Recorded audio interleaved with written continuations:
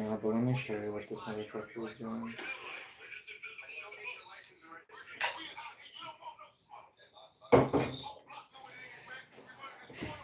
Tupac.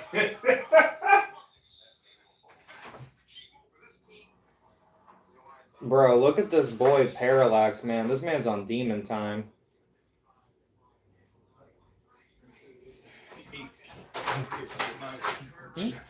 Just make sure you do it. No, you're gooch. Bro, look at this man. This man's straight. Damn, you got a nice launch. I was even forgetting how good that fucking laptop you got is. But yeah, I see the shit he doing. He ain't no joke, bro. Fucking deep mullet Superman, man. Man. That dude was no joke. He like fought the Spectre. I don't know if he won. The Spectre's that. The Spectre, to be honest, shows up in comics like every couple of years just to get his ass beat. Like that's really how it feels. He's the one that wears the green outfit and very mysterious, alright? That could describe so many in DC. I'm not even gonna lie. Is his outfit green? Yeah. Okay, yeah, he was the one in the movies, right? The last one where they had they had to fight the Anti-Monitor and shit. Crisis of Infinite Earth. So yeah, Parallax beats the Spectre. That's insane. Damn. Keep in mind, this dude. Okay, so what happened with this was kind of funny. So after Cyborg Superman, I'm pretty sure it was Cyborg Superman, came in, just fucking bombed his, Hal Jordan's city. Mm-hmm. Hal's like, damn, I'm gonna use my ring to make the entire city again. Mm-hmm. But it looks like holograms because he can't actually like make something real. It's hard like constructs. Mm-hmm. So the whole place is just his imagination basically. And the Guardians come up and they're like, yo, bro, this goes against like all our protocols. You can't really do this. And he's like, then why don't you do this? And they're like, because bro, your city's gone. And he's like, come on, man. Like, look at all these people that are gone. Like, these are all my people. Like, can we bring them back? And they're like, nah, man. Like, that's just outside of the natural order of things. And Homeboy slips, bro. Homeboy says, nah, man. Fuck you. He goes, kills. I swear to God, Hal goes nuts because he just lost everyone. He kills all the Guardians, the little blue people that control the Green Lantern rings. He goes, kills like all of them except for like one. And then he goes on a fucking slaughtering spree and kills like, no joke, probably like hundreds of Green Lanterns. In one of the most like well-known comic panels, Parallax is just... Why did it zoom in? I didn't want it to zoom in. Ugh. He's using like 10 rings. Parallax with 10 Green Lantern rings. Because like this was his cover. Bro, on his cover, he's decked out with bling just like this, having just killed who knows how many fucking Green Lanterns.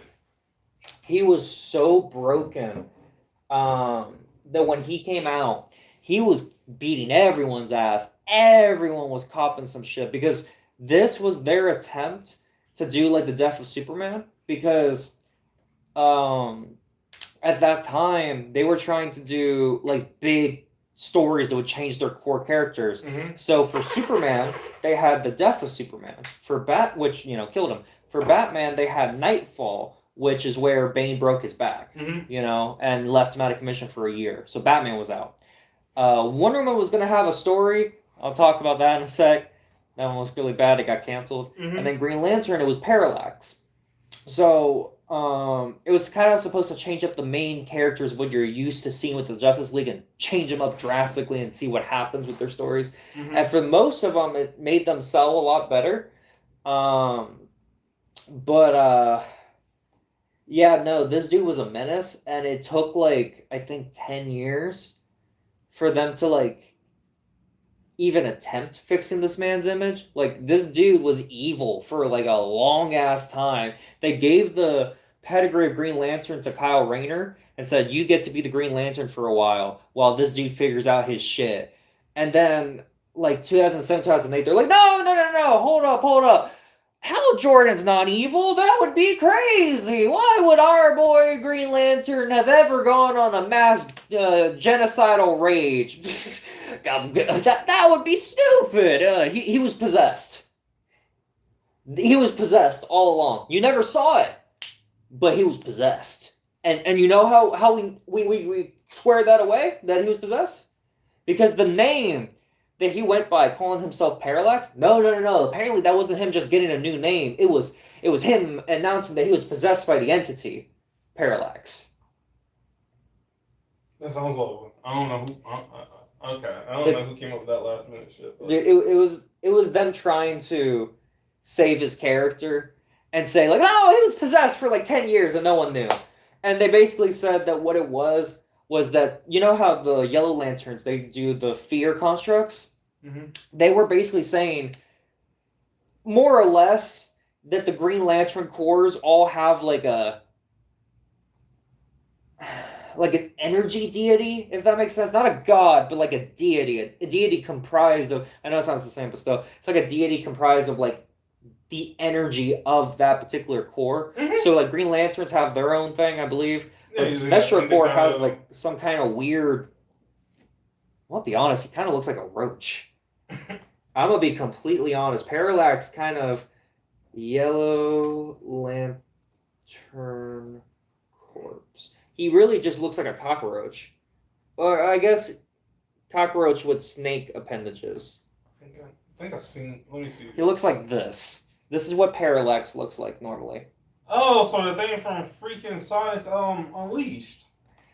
I guess, yeah. Yeah. Let me like that from Sonic Unleashed. Let me show the viewers. Hi guys.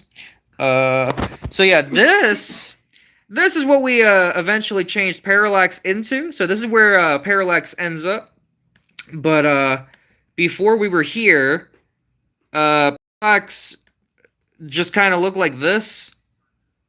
So he went from this to a fucking yellow monster. So I don't know. Crazy.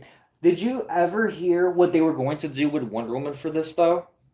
So this actually was leaked. I'll probably have to link this in the description. So you obviously know the other stories, the death of Superman and Batman Nightfall. Mm-hmm. There was a story. I don't know how this got out. I think this was leaked, or maybe this was talked about. I don't know, but I've seen it posted by so many different agencies over the years. The story that they wanted to do for Wonder Woman, because, you know, Superman's dead, Batman is crippled, you know, Green Lantern's on a, you know, acid trip of evil, you know. What are we going to do for Wonder Woman, you know? Because they wanted to do one for all the main leaguers, right? So they're like, what do we do for Wonder Woman, right? Now, you would think that what they did in, like, the late 80s would be enough, because for those who don't know, Wonder Woman in the late 80s kind of went through, like, an identity crisis, and she kind of, instead of being a queen's daughter of Themyscira who had crazy powers and all that, they took all that away and made her into fashion, and she was like a fashionista for a little bit. And she was also like a kung fu ninja that was also like a spy. It was really weird. Let me pull it up. Wonder Woman spy era. Yep, this is real, and it's very weird. I don't understand how we ever got to this point. But it's weird. She became a spy for a time. So I don't know how we, you know, got to that point, but, you know, they made Wonder Woman a fucking spy. Here, this is what she looks like. No complaint. I mean, she still looks. Hey, look, Wonder Woman's still a big, beautiful woman. Like, no complaints. But still, like, that's not Wonder Woman. That's just James Bond as a female on steroids. So yeah, no, that's fucking crazy. Let me see if I can find another photo, because they have more fashionista, maybe? I'm gonna try that. Fashionista era. There we go. This is the fashionista. Alright, cool. So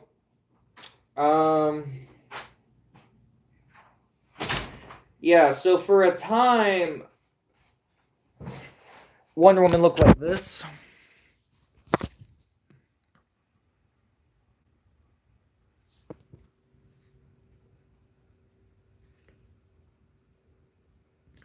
So you would think that that would be enough to revitalize her, be enough to be like, hey, now she's, a fucking fashionista. But that was before the whole death of Superman and the breaking of Batman or whatever. That was before that. So they were like, nah, nah, nah. It wasn't enough to turn her into a useless character. It's not enough to do that. No, we have to do another story. We have to really dig deep into the character, really dig deep and just figure out something else for her, right? So, do they decide to kill her? No, they don't decide to kill her like Superman. Do they decide to make her evil like Hal Jordan? No, they don't decide to make her evil like Hal Jordan. Do you break her back like Batman, or break her leg, or make her become crippled in some other shape or form? No, you don't do that. I feel like I know what they did. Do you want to take a guess what they did? Got her pregnant.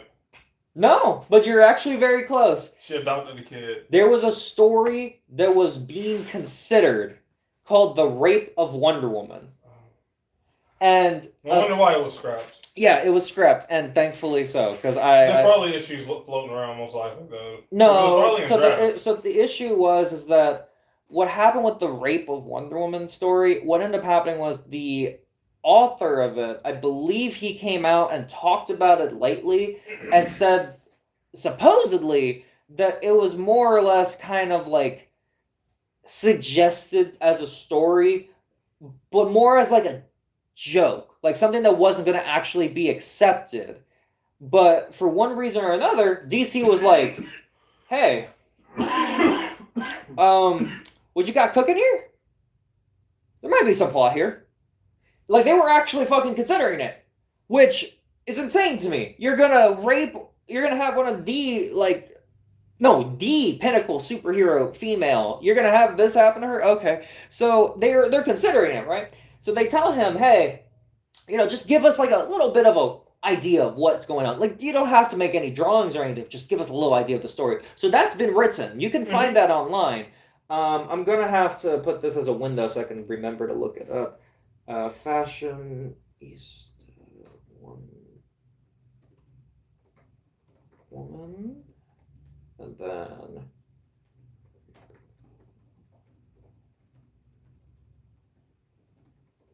cool. I have both of those.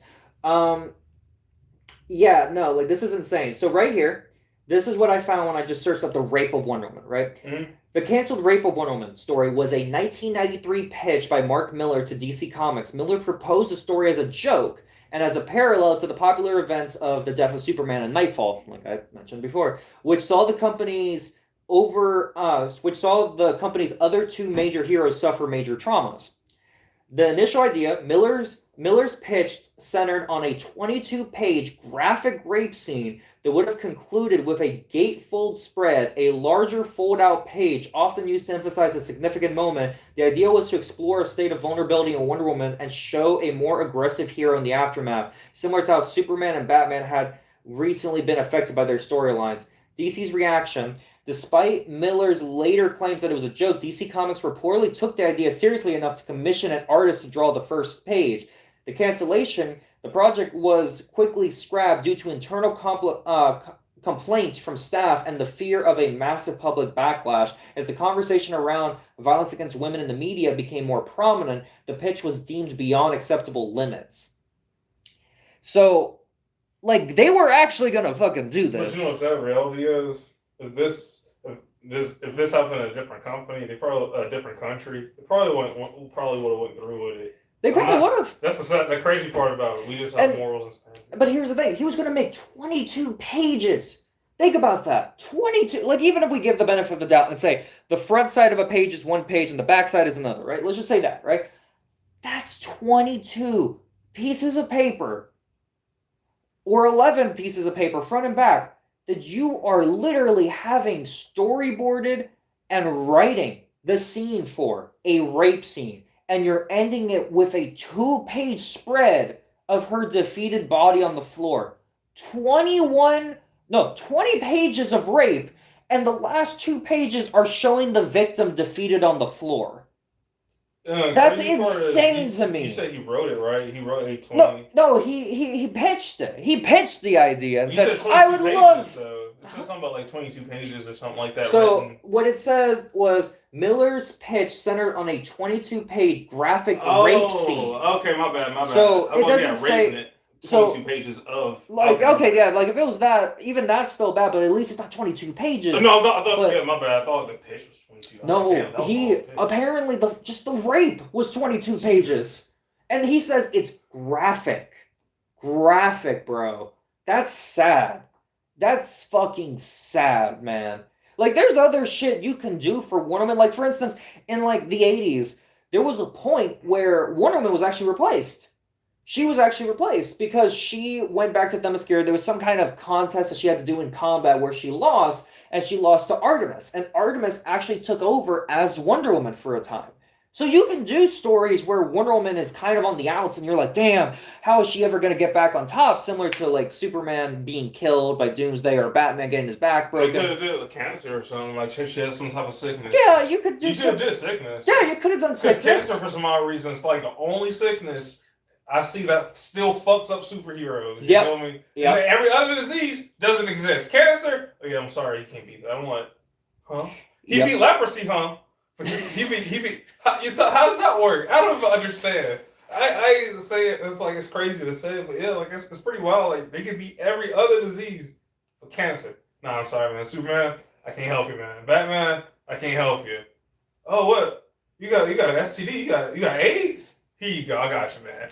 Bro, that's really how it feels. Like, there's never a hero that deals with STDs or shit. Like, there's one, and like I think his name's like the Demo Goblin or something like that. He's a dude that like, I'm pretty sure it's him.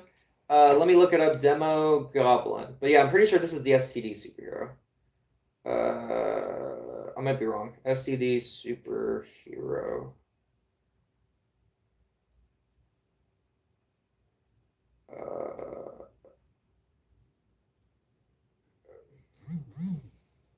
Hemogoblin. That's what it is. Not Demogoblin. Hemogoblin. So Hemogoblin is an HIV superhero, and this is how he looks.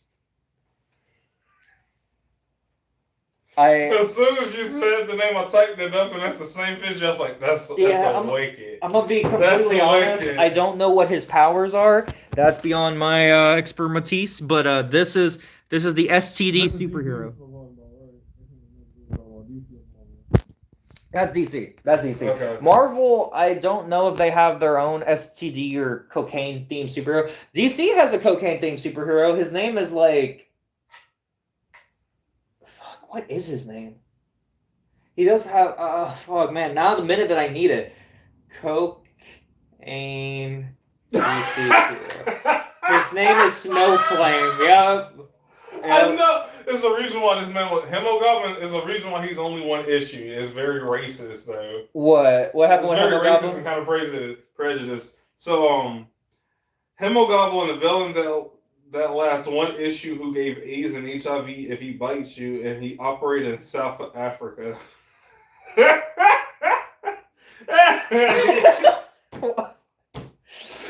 so wild. In South Africa? Yo, what? That's wild. He infected several superheroes, apparently, though. He did infect a few superheroes with HIV. I didn't realize he was an HIV vampire. That's insane. I think he was on the same team as Snowflame. So Snowflame, this motherfucker snorts cocaine and he gets powers. Anyone who doesn't believe me, bro, look at this shit. Like, this is just what you type in when you type in the cocaine DC hero, bro. Look at this. Snowflame. This man's coked up, man. This isn't a joke. He's actually sniffing this shit heavy, man. And it gives him fucking powers. This man says, hey, yo, man, you got that good stuff? Oh, that good stuff. Oh, yeah. And then he just fucking... Peace? He fought what? He fought Peacemaker? If he fought Peacemaker, that probably isn't a newer story. I didn't know he fought Peacemaker. He It's fought just- Catwoman recently, I Apparently, think. he's in several issues with him, too. Realistically, this is, Huh? I mean, be honest, this would be the kind of character you would expect to see around Peacemaker.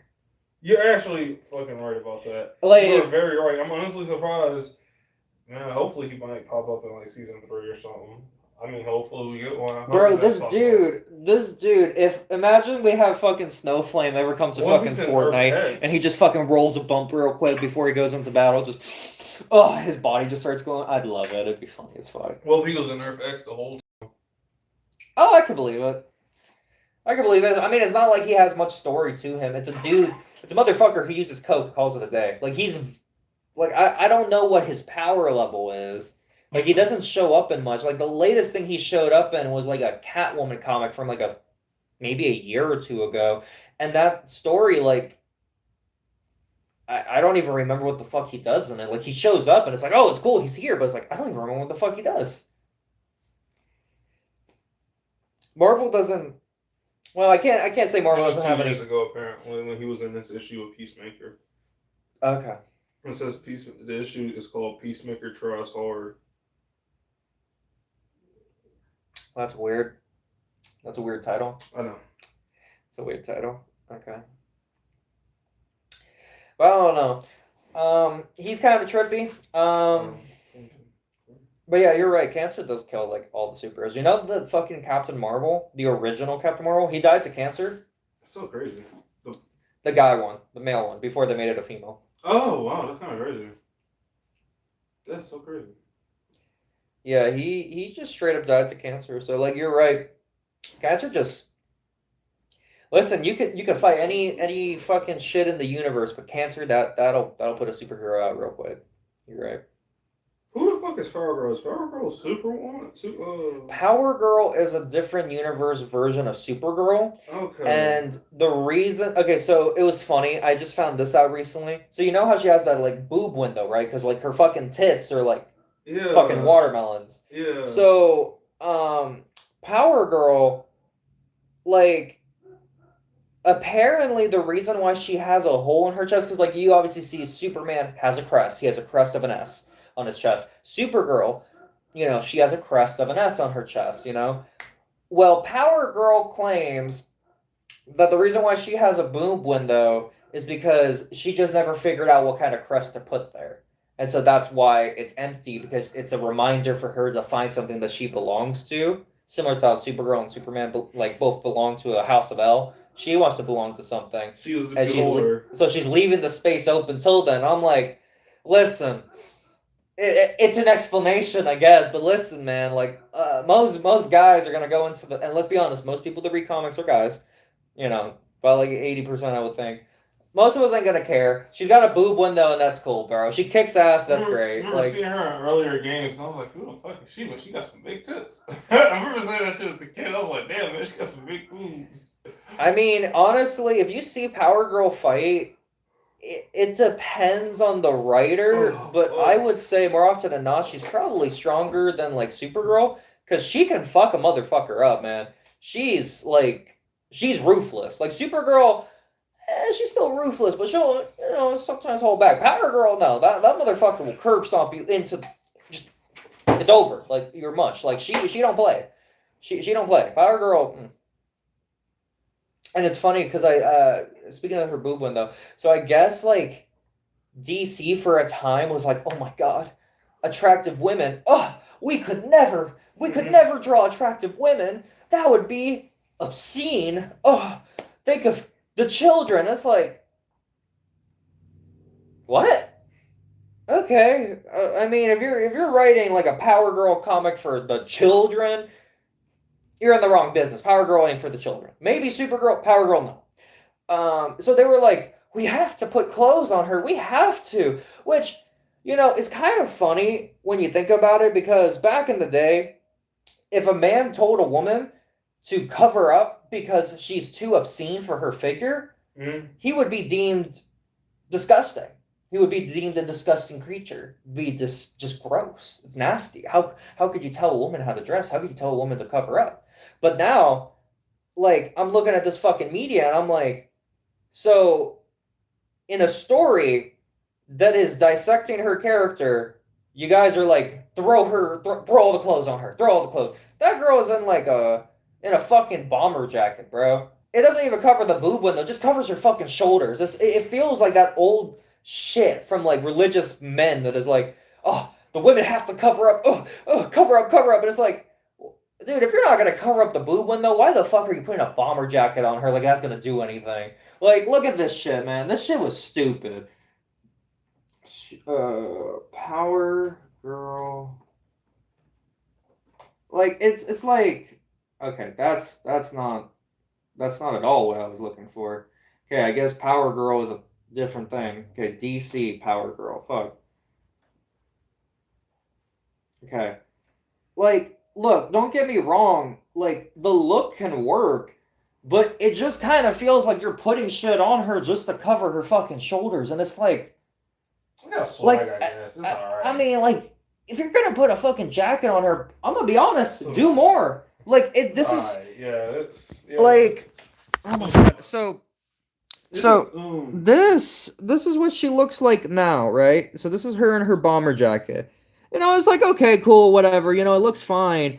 But then, like, look at this, right? And I'm just gonna, fucking go and look up what she looks like without it.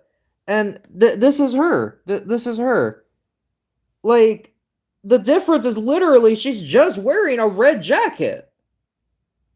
Like, that's it. Like, she goes from this to this. Like, she's just wearing a red jacket. Like, I don't know. Like, it's fucking weird. It doesn't make sense. Like, I mean, look, I'm all for changing the costumes. If anything, hey, more cool costumes, the better. Because, like, Spider-Man, for instance, he has some of the coolest costumes ever. Wonder Woman, a lot of people were saying her new 52 design where she had jeans on was, like, stupid. I fucking like that. It looks cool as fuck. I'm all for it. But, like, if you're going to change up, Power Girl's design and be like, we can't let her be too sexy. That would be too weird. Then, like, I don't know, give her a little bit more than just a fucking jacket. Like, the jacket just feels like we tried, but we know we're gonna get pushed back if we try any harder. That's how it feels like. At least the new 52 Wonder Woman, like, yeah, it's just pants, but they also put sleeves, and it's like, at least you put a little bit more. This is like, cool, she's in a jacket, I guess. Like, that could look like casual wear you're going down the street for. But they're like, no, this is her real costume. Listen, only Superboy can pull off the Superman bomber jacket, okay?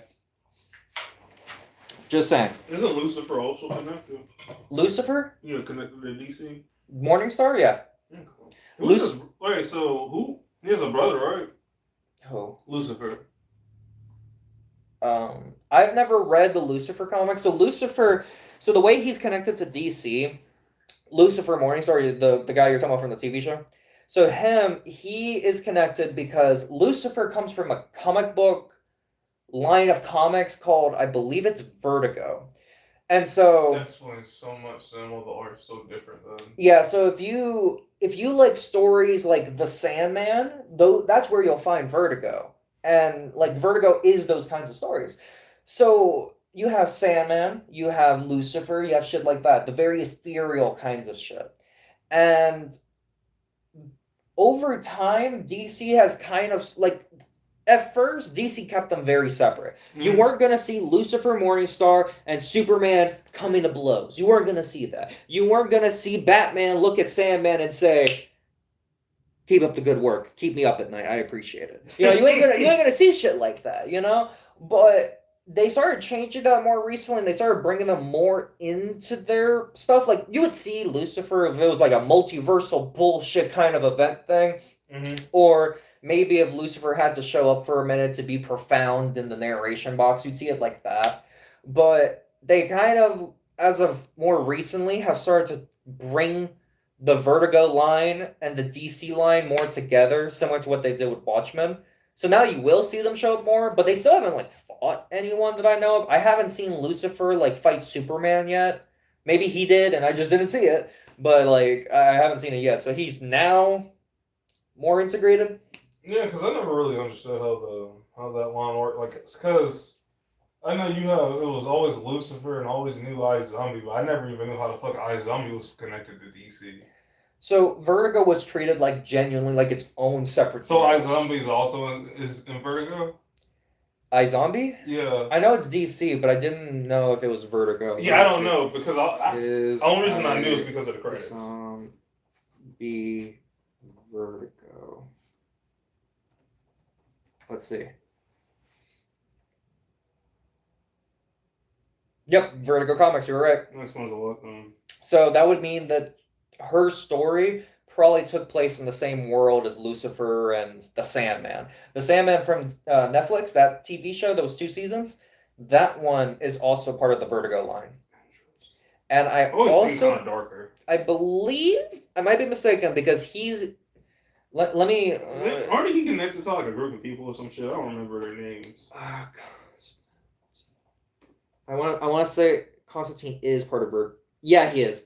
So all right. So John Constantine, he also is from Vertigo. I thought he was, but he's been in so many DC comics as of like the last 20 years. It's hard to even fucking remember if he was Vertigo or not. But no, Constantine apparently was Vertigo, which is great. Vertigo. Did you ever read back in the day like Marvel Knights? No, I've heard of it though. So Marvel Knights was an old publishing initiative back in the early 2000s where basically what they did was they said, we're going to take more mature storylines. Mm-hmm. And I was all for it because that's where you got like things like Punisher Max and you got the really well done story of Atlas, I believe, or Alias. Alias, that's what it was. Alias, which dealt with Jessica Jones and the Purple Man. Which is what the first season of the Netflix show is based off of, is the Alias comics. Mm-hmm. And that comes from Marvel Knights. But you also have stuff like Spider-Man Marvel Knights, where, bro, I'm, like, at one point, like, fucking Mary Jane beats the fuck out of Green Goblin. Like, she no joke. Like, she was a hoss in Marvel Knights. But yeah, like Marvel Knights was more mature, darker stories. Like you saw Punisher going after child predators and like traffickers and shit and like maiming them and like grotesque shit happening, whatever. So that was their more serious line. That's kind of what I would compare Vertigo to. Would it be as grotesque as Marvel Knights? Depends on the story, maybe. But I would say pound for pound, Marvel Knights was probably more grotesque. But like the same, like, oh, we're gonna have very serious storytelling. I would compare it to Vertigo. Yeah, Vertigo seems kind of interesting. They have a very interesting lore to it. I think they got like some god over there because I don't know if it's like Lucifer's daughter, niece or something. I don't remember. Lucifer's niece? I don't know because he has a brother. I forgot. His brother has a weird name to it, man. You know, man, his name's like.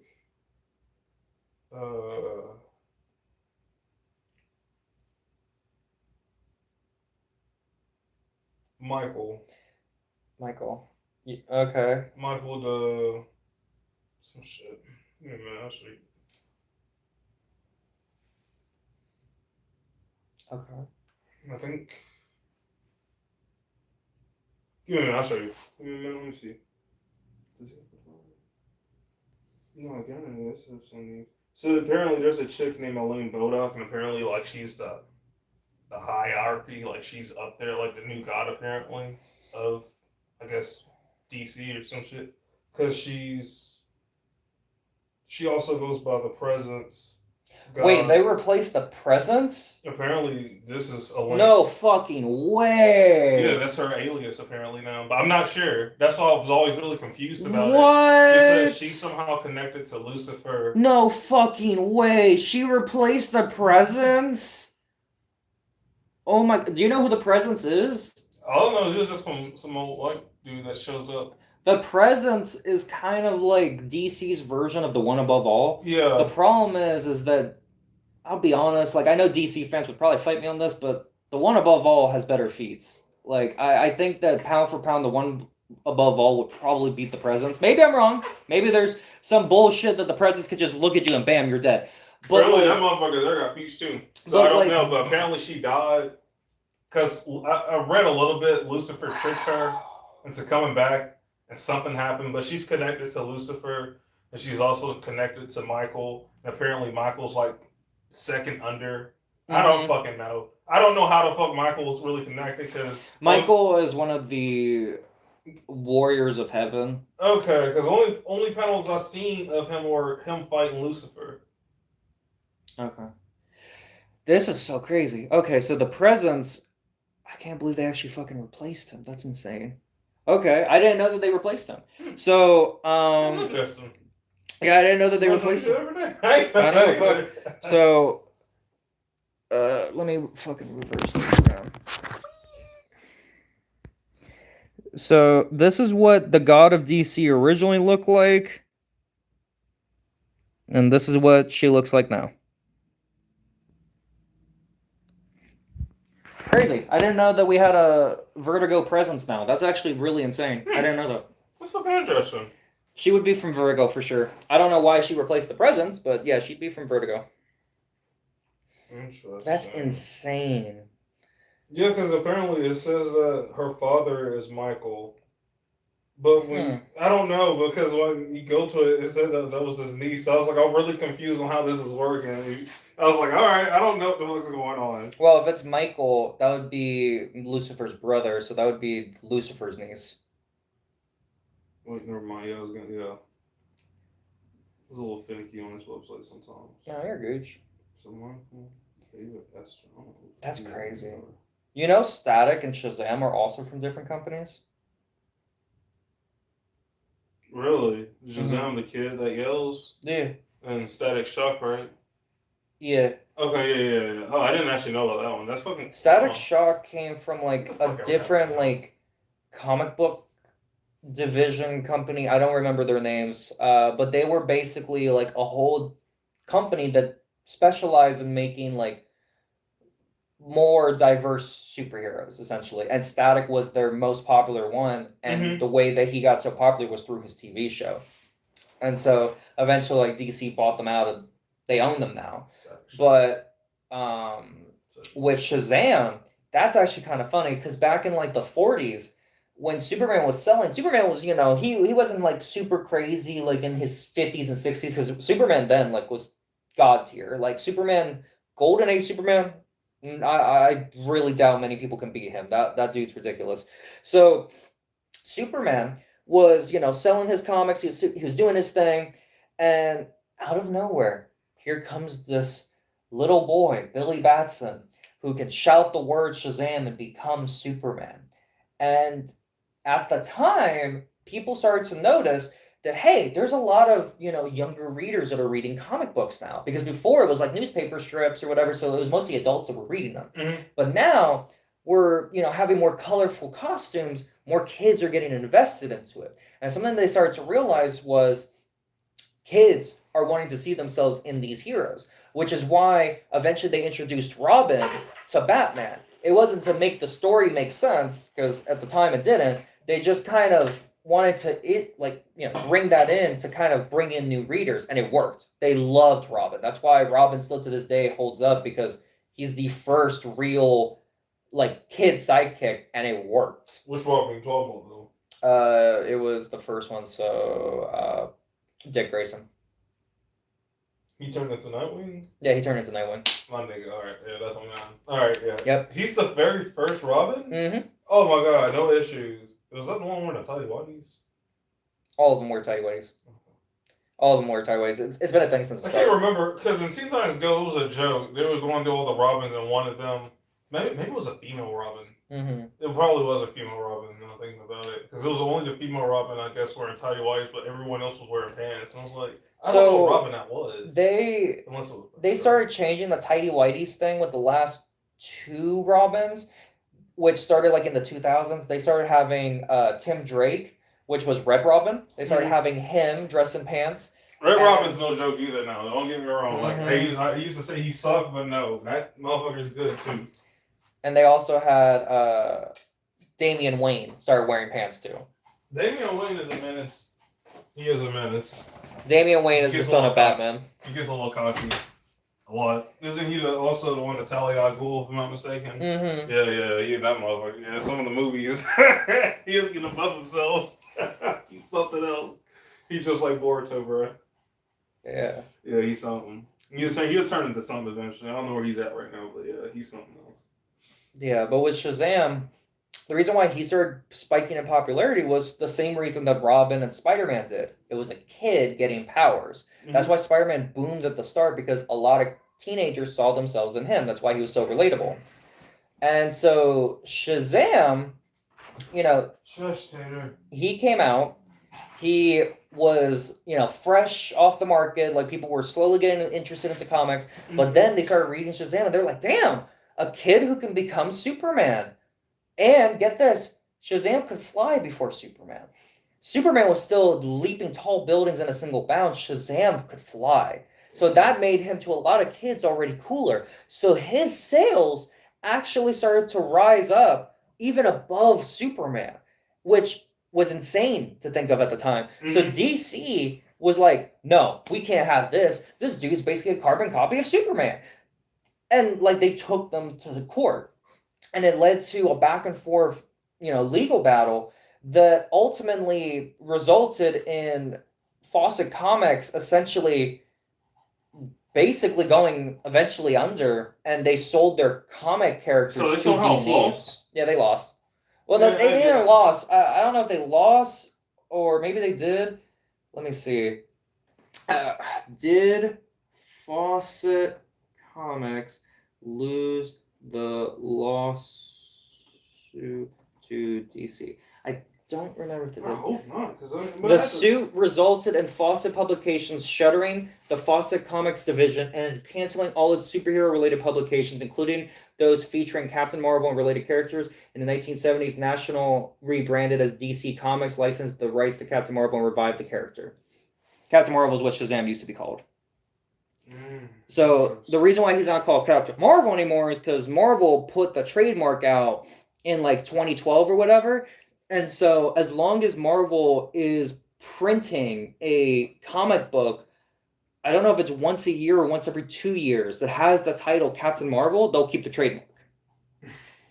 Because before that, it would be kind of confusing. I'd be kind of confused too. I would think that Captain Marvel is associated with Marvel. Yeah, that's what Marvel was fearing, was that they would basically think that. And so they were like, no, we want that name, because one of their characters, Captain Marvel, did die, and he died of cancer, but he had the name too. Mm-hmm. And Shazam was also called Captain Marvel. That's why he was able to say, hey, I'm such and such, without transforming back to a boy. Now it's a running joke that he can't do that.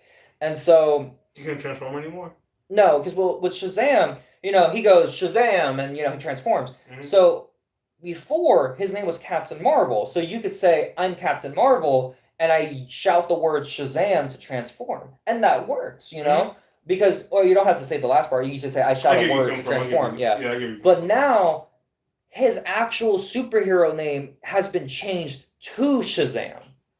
And so, because of that, he can't even really say his superhero name without risk of transforming back.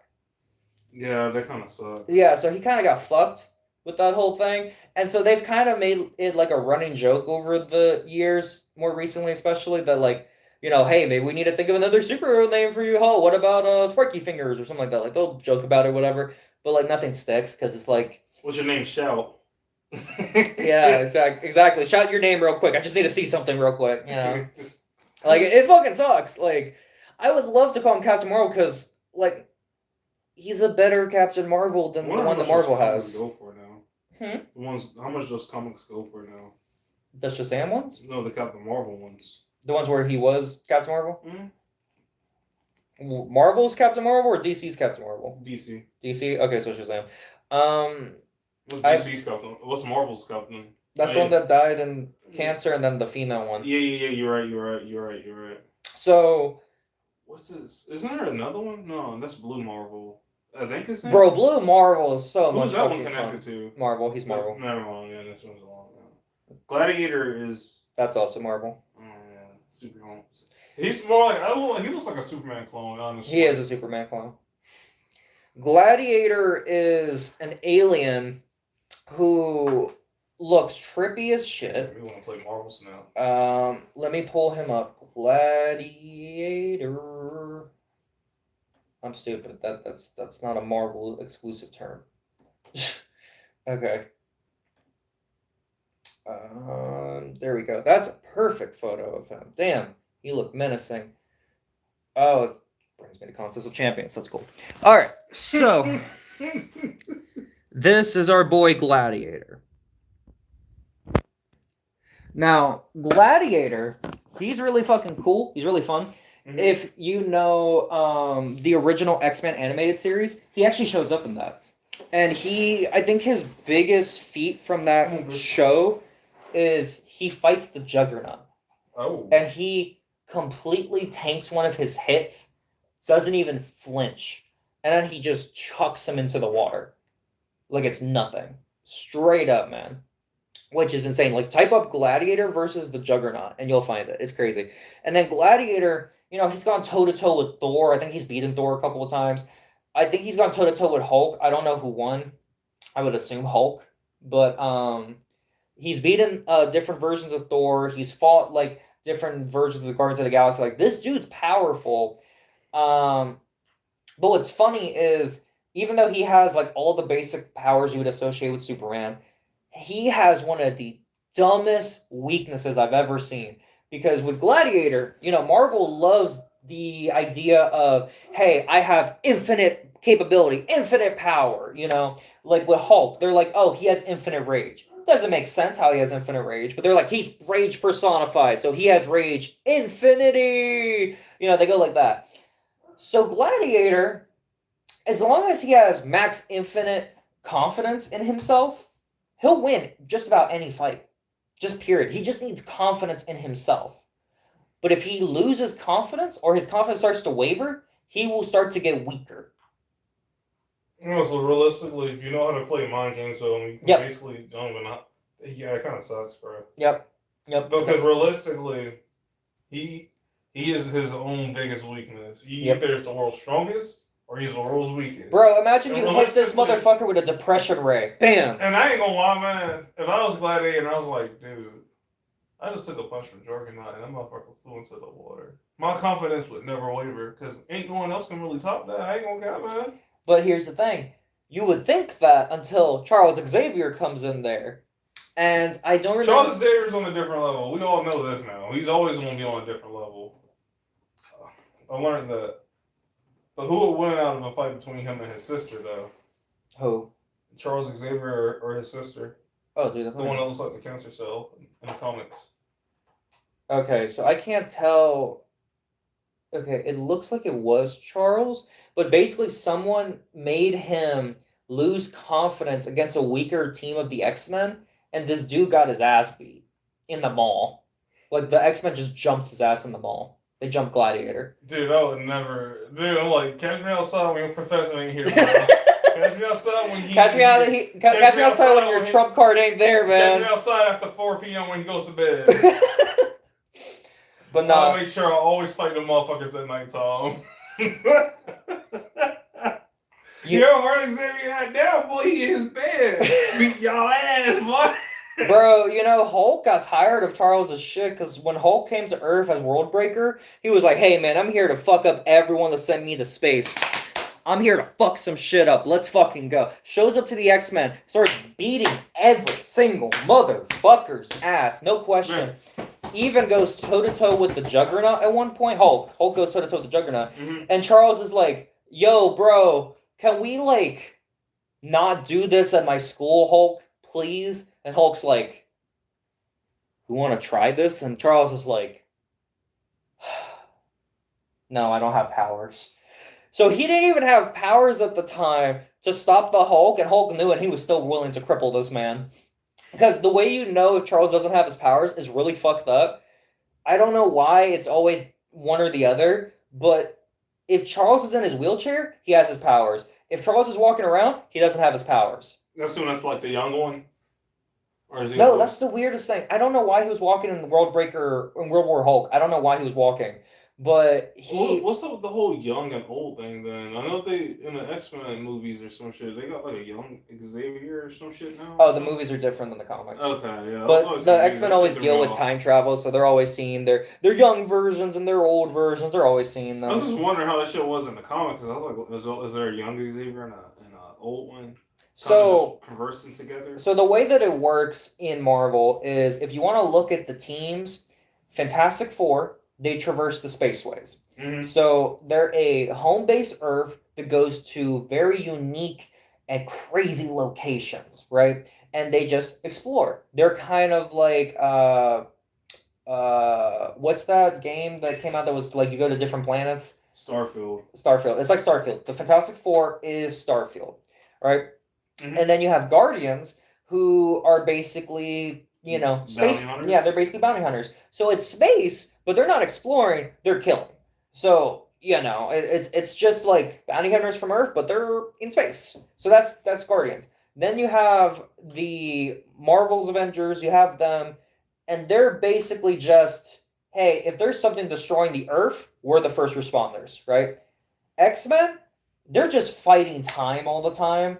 Like, that's the X-Men's thing, is they're always dealing with time. And yeah, you could say that a little bit about the Avengers too, but the X-Men, I don't know how many fucking times. X-Men, I don't know. I feel like X-Men, their threats are a little bit more bigger than Avengers sometimes. The roster? Yeah, depending on who the fuck they're fighting, like, I feel like their threats are way bigger than it depends. It just depends on the situation, but sometimes, some of them motherfuckers be coming from, like, goddamn different time periods, like, hey, bro, I'm here for you, bro, and, like, don't fuck with me, because I got some motherfucking backup, like, and then Avengers, I'm here from space, bam, just shoots them down, the thing is, with the X-Men, their issues are that literally time is against them.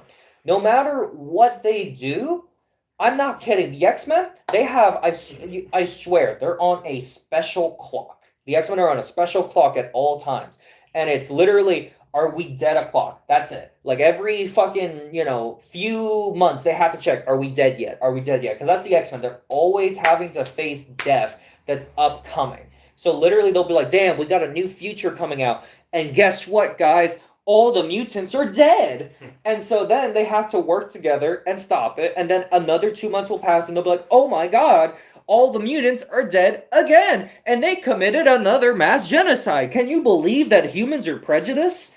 And then, they go back in time and they fix it, or, they stop the future. And then again, every 2 years, they're like, oh my God, there's shit from the future gonna impact the past. It's like, that's what they deal with all the time. That's their main threat. Now, I'll be honest, pound for pound, if I were to have the X-Men villains fight the Avengers villains, I'd say most of the X-Men villains, not all, but most of them would get beat by the Avengers villains. Mm-hmm. But that 1 or 2 or 5% of X-Men villains would probably kill all the Avengers villains.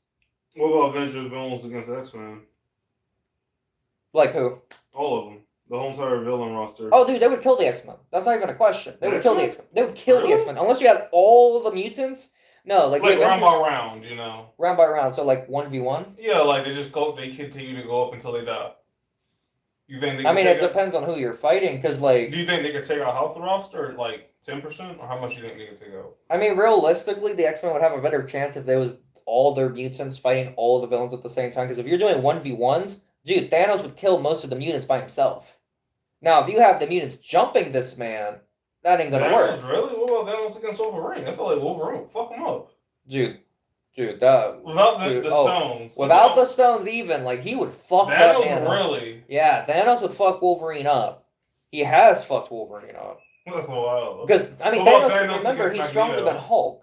Like, Thanos in his base form is stronger than Hulk. Wolverine has the strength of... Yeah, he's a bit stronger because of his skeleton, but his strength is comparable to that of, like, Captain America or Iron Man or Spider-Man. Like, in the low tier of super strength. You get into Hulk level feats. Don't get me wrong. Wolverine's gonna fuck Thanos up, cut him up a bit, but like, it's Thanos. He gonna grab this man and start mollywopping him, fucking around the block or whatever. Oh damn, that's interesting. What about Magneto? You think Magneto could fuck up Thanos? I feel like Magneto with plot armor, like how he had in Krakoa, maybe, but I feel like Magneto on normal days. No, he is. It depends, because realistically, Thanos doesn't really have many powers. like, not many powers that they talk about. Like, yeah, he can teleport, but that's usually tech. Mm-hmm. He has laser eyes, cool, and hand lasers. But, like, when you really look at Thanos' powers, the only reason why he survived so long is because of his very unique genealogy. If you don't know, Thanos is part Eternal. Or not part Eternal, part Deviant. So, you know those, like, monsters in the Eternals film that the Eternals were fighting? Mm-hmm. He's part that. So he's like a weird Titan hybrid mix with deviant DNA. It's really weird. Yeah, so interesting motherfucker. so basically treat Thanos like he's an Eternal, essentially. He's just a weak one. He's strong. He's strong. He'll fuck up the Eternals. Not all of them, but he'll fuck up an Eternal with his bare hands. Thanos is strong. Interesting. Thanos is strong. The Eternals are strong, but like Thanos Thanos fuck up Galactus? He's fought Galactus to a standstill. Mm-hmm. He fought Galactus to a standstill. I'll admit, realistically, Thanos held off Galactus better than Odin did. Because Odin, Thor's father, he fought Galactus, and what Odin had to do was he had to channel all his energies into himself, the Odin Force, and he used it full force and headbutted Galactus and broke his helmet. But the headbutt was so strong that it weakened Odin and put him into his Odin sleep. So he was knocked out. Odin did all that for a headbutt and got, knocked out. Thanos, I beamed Galactus and sent him on his ass. Damn. Like, let me show you. Like, Thanos is no joke.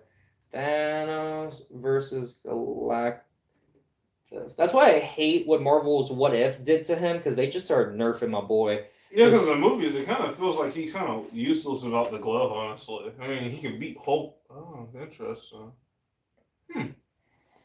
Like, yeah, because the movies, it didn't make it... Alright, I'm going to show you guys Thanos versus Galactus.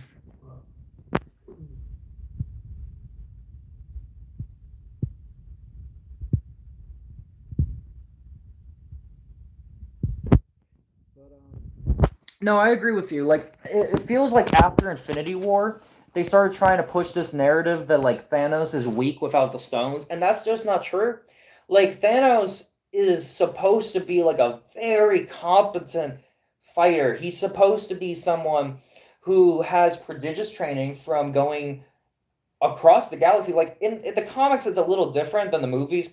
In the movies, he's like, I need to do this for virtuous reasons. I need to destroy half of life across the universe so that resources can thrive better, Mm-hmm. That's not how it works in the comics. In the comics, this man has a literal hard-on for Lady Death. Lady Death is like the Grim Reaper of Marvel. She's a female version. So, like, Lady Death, he's like, damn, I gotta get in that shit. I gotta get in that bundle of fucking skulls and shit. Lady Death. I'm gonna probably head in at 12 and go eat. You're gooch. But Lady Death, she showed up, and Thanos just he couldn't. He was never the same after seeing this. So Thanos in the comics, Thanos is just a simp. Thanos is just 100% an unadulterated simp. And Thanos just realistically, swear to God, Thanos' whole goal in life is to get some pussy. That's it. That's all Thanos wants. He just wants to get laid. But he only wants to get laid by a girl that looks like this. That's it. Listen, I hit it, bro. I don't know, man. I hit that too, bro. This chick with a skull, but yo, she fake. Hey, yo, say no more. I don't care, man. Kiss me eternally. I'll rest for life. I got no complaints. So, this man in the comics, his whole thing is like, I'll appease death. So his thing is, listen, she gives me a boner just by existing. What if I give her a lady boner? By killing. Yeah, that's what she'll like, because she's deaf. So she has to like death. Let me just kill so many people in her name and she'll love me. And that's basically what his whole life is about. It's literally, let me kill as many people as I can to get my dick wet. That's literally it. And the reason why he kills half of life is not in the comics for like, oh, any reason of virtuous reasons. Like, oh, I'm doing this to save everyone. No, he literally is like, Lady Death, I want to win you over. And Mephisto is like, there at the time, he's like, yo, bro, if you really want to win her, you gotta step up your game. Thanos is like, damn, you're right, I do gotta step up my game. And Lady Death's like, look, bro, I'm just not interested. And he's like, nah, man, you will be after you see this big dick energy. Just snaps his fingers and half a life is gone. He just did it because he was hoping it would get him life. Like, wasn't Deadpool her lover? Deadpool and her. So I don't know how that started. I think that was in his original run. But Deadpool, when he was like, I guess, getting situated with his comics, he and Lady Death started talking, and Lady Death, for whatever reason, is like, damn, you know what? The Skull and Bones can take some Deadpool, if you know what I mean. I could take that Canadian sausage. And she tried. She actually tried. Lady Death wants to be with Deadpool. And Deadpool wants to be with her whenever he's not with, like, the 10 other women that Deadpool's fucking on the side. Deadpool, for, like, 3 years, was fucking a vampire chick. It says that she has a son. Death? Yeah. She might. It just says Rot. That's all it is. It's just called Rot. Rot. That's all it shows is this. I don't know what the fuck I'm looking at. I'm like, she has a son, and I'm like, the bubble of force push. I don't know. But yeah, Deadpool, what's funny about Deadpool, so Deadpool actually didn't always have, like,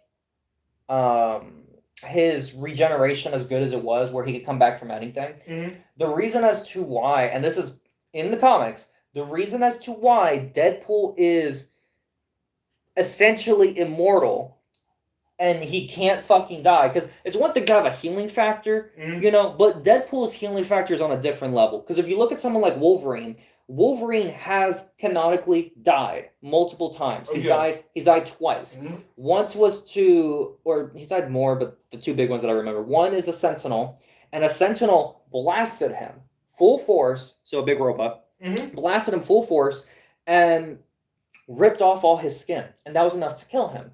So it's like, all right, cool. We can kill people with healing factors if we literally have to atomize all of their organs and their skin. Okay, they're gone. Their skeleton can exist, but they're dead. And then, Wolverine also died by being suffocated in a casement of adamantium.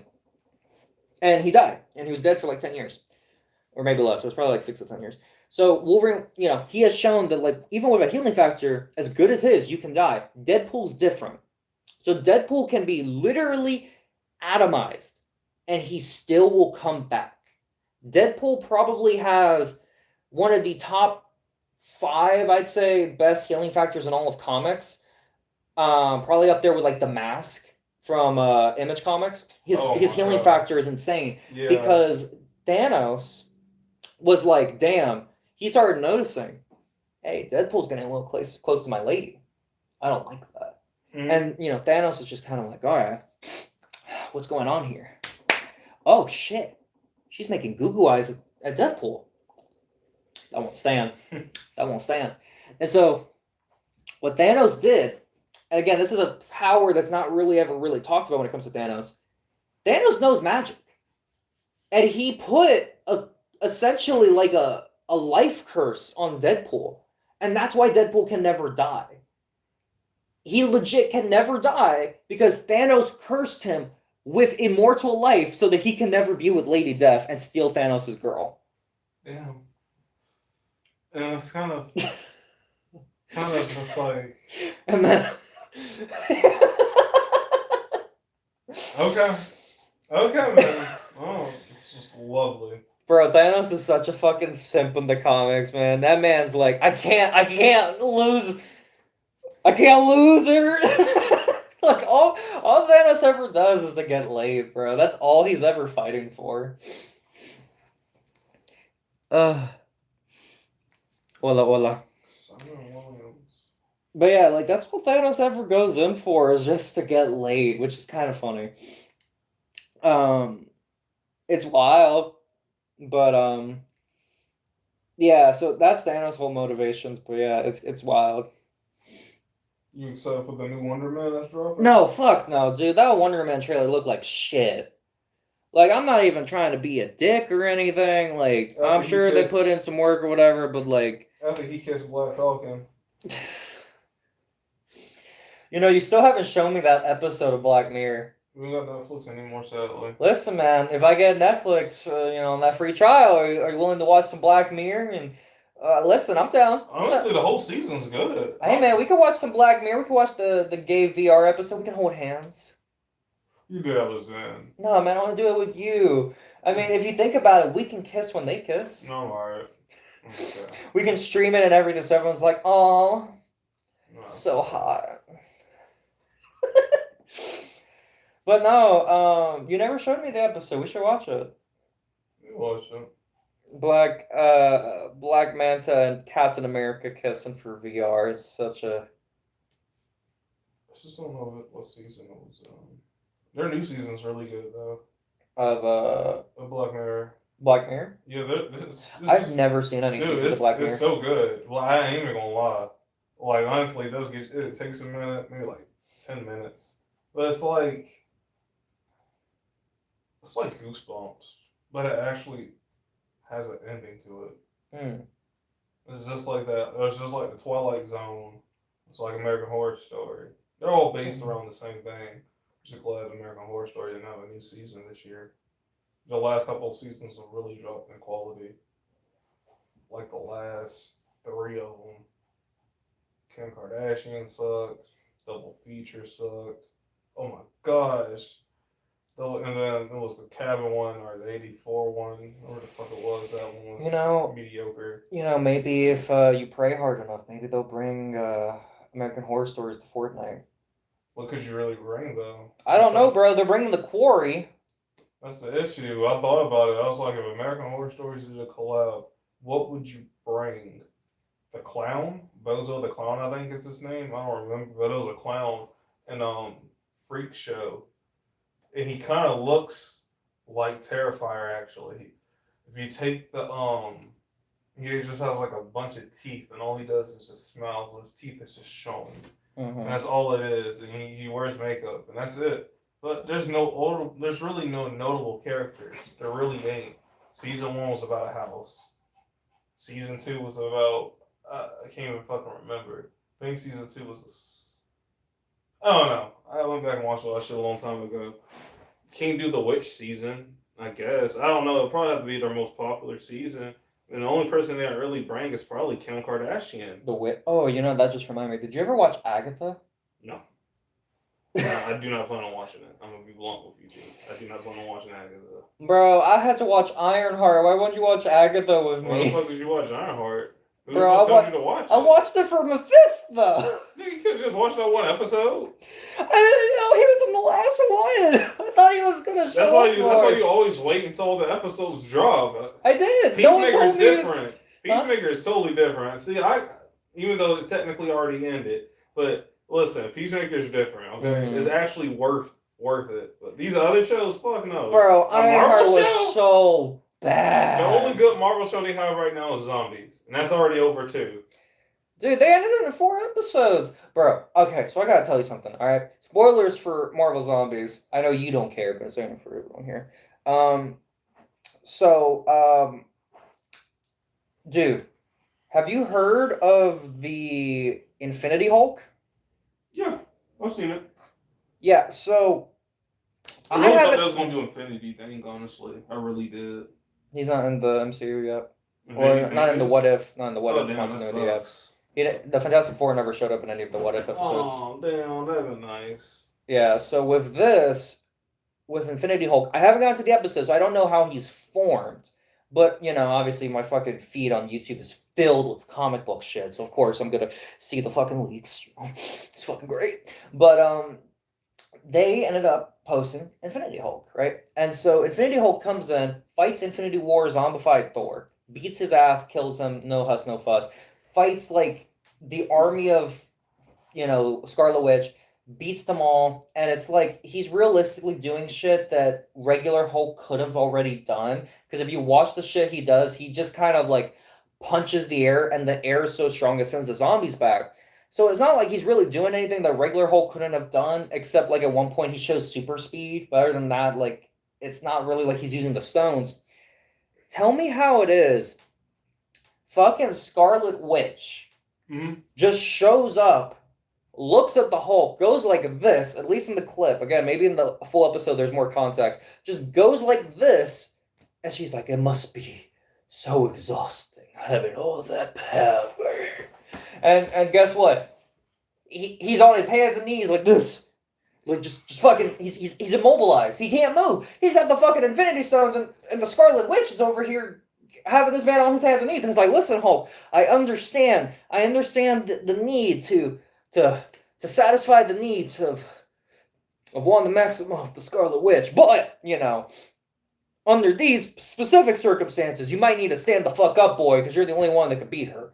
And instead, he takes a knee and she beats him. She doesn't even do anything. She just touches him and he's done. And it's like, what type of shit is that? What bro, type of lead up is that? Bro, that's not the only issue I have a problem with. The other issue I have a problem with is Black Panther and how much Marvel really just doesn't know what the fuck they want to do with him. And it kind of irritates me because you remember fucking Black Panther 2, right? No, I'm going to look dog shit.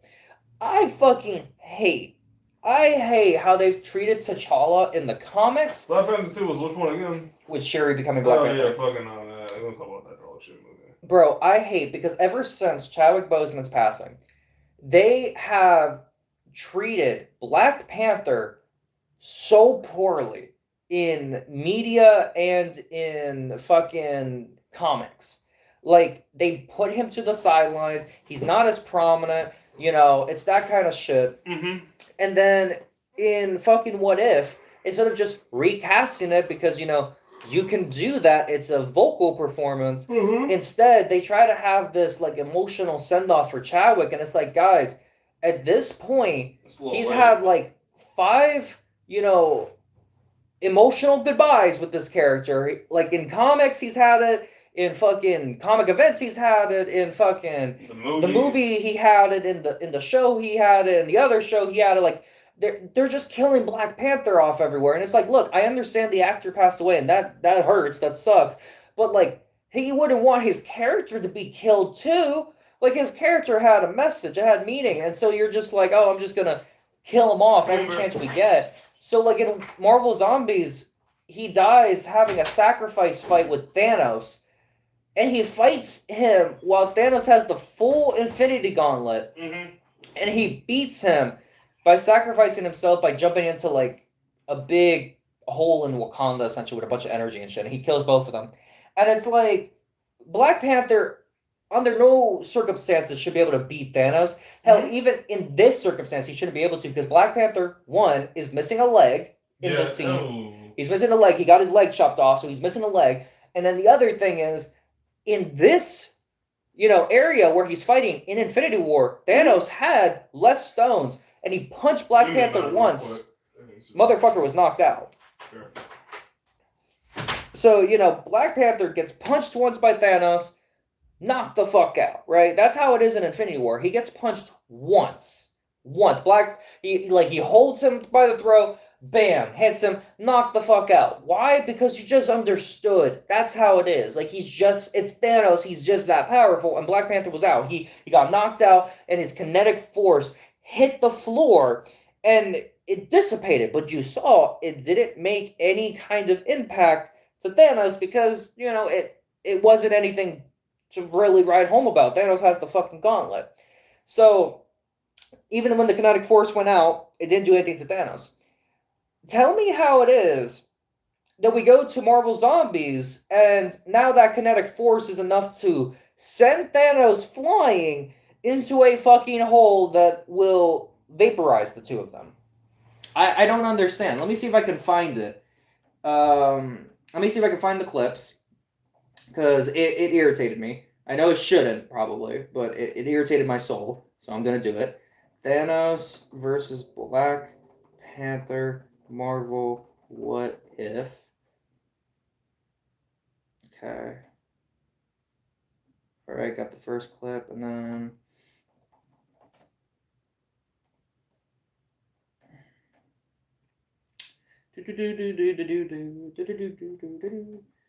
Thanos versus Avengers.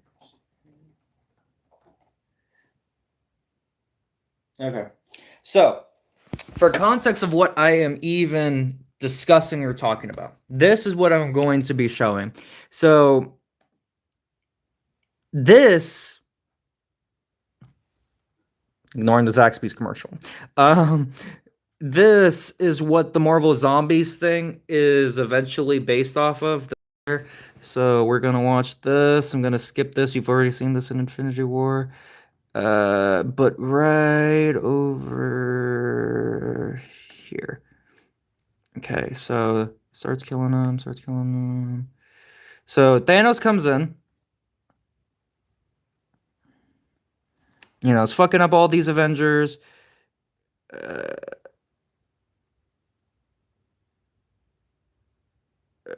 Am I missing the Black Panther scene? What am I?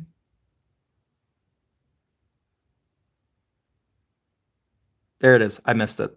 All right, so this is the Black Panther scene. Sorry, missed it. Here we are. And we'll get some audio.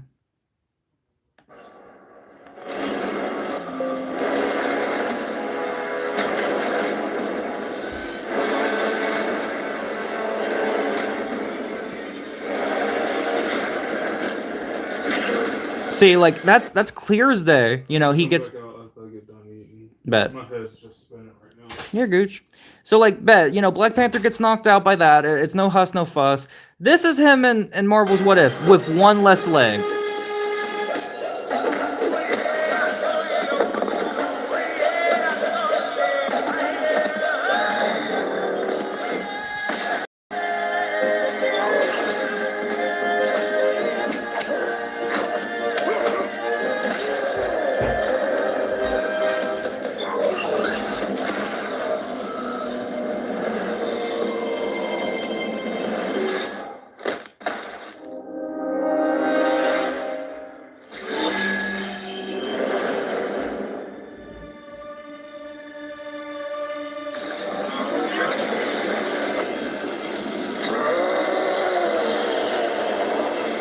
I earned T'Challa. Wakanda forever. Quietly. Like he knew that it was the last time.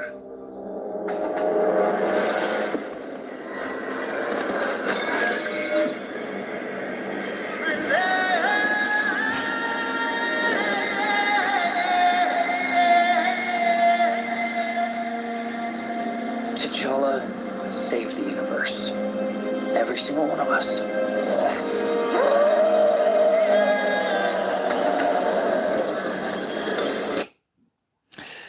So, I'm not trying to be nitpicky. I'm not trying to be, you know, nitpicky or whatever. I'm not trying to be. But like, when this motherfucker gets punched in Infinity War, which is what this clip from Marvel Zombies is based off of, it's based off the Infinity War shit. I'm expecting it to be written with those same characters in mind. You already have a, you know, handicapped Black Panther. You know, he has one less leg, and he's moving faster and more. And yeah, I know it's animation, but still, like when it comes to this, like he's moving more fluid. He's actually holding his own. He gets blasted, and you see the energies of multiple Infinity Stones. He survives.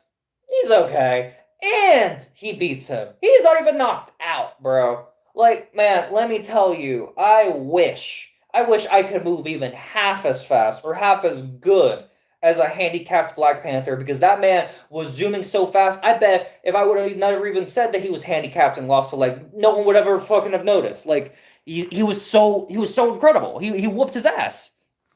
But yeah, so it's just fucking wild. But yeah, I hate how they've treated Black Panther after Chadwick Boseman's passing, because they have written it to where it feels like they, for a while, didn't want to write Black Panther in stories. It felt like they, whenever he did show up, he was just getting killed. Like, that's all it felt like. He was just killed or dying or something.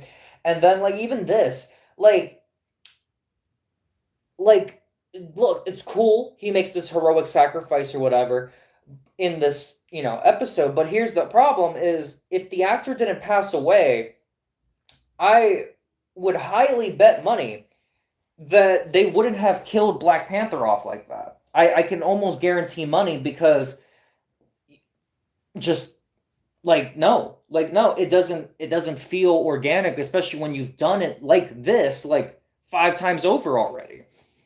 It doesn't feel organic. It feels like at this point we're like, all right, yeah, we got to celebrate T'Challa by killing him again. Oh God, it's so great. And it's like, how do you respect? How do you say that you respect the character, but you're willing to kill them off so many times? Because that's my problem. Is like you have actors in the MCU who have passed away. You have like William Hurt, who played Thunderbolt Ross, right? So Thunderbolt Ross is like the governor or whatever, the government overhead of like the MCU. He usually showed up like in the Hulk to fight the Hulk, or he showed up to corral the Avengers during Civil War, right? Or like put them on a leash essentially.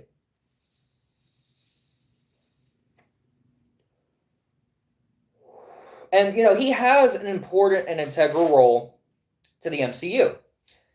Now, as much or as important as Chadwick Boseman's T'Challa, probably not, but he still has an integral role. So much so that they made him the central focus of Captain America 4.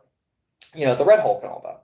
And that's great, but they recasted him. They didn't kill him off screen or anything like that. They didn't give him some undisclosed illness that just was able to kill him. Like they just no, he just died. And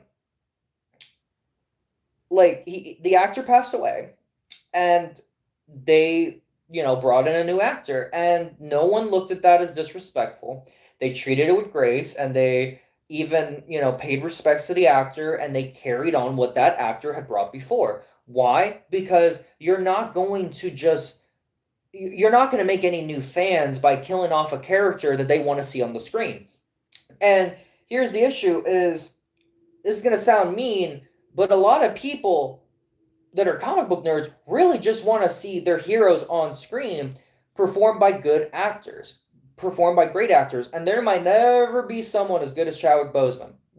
Never as good as Chadwick Boseman on Black Panther. But you won't know until you try. You won't know unless you find out and you give it a shot.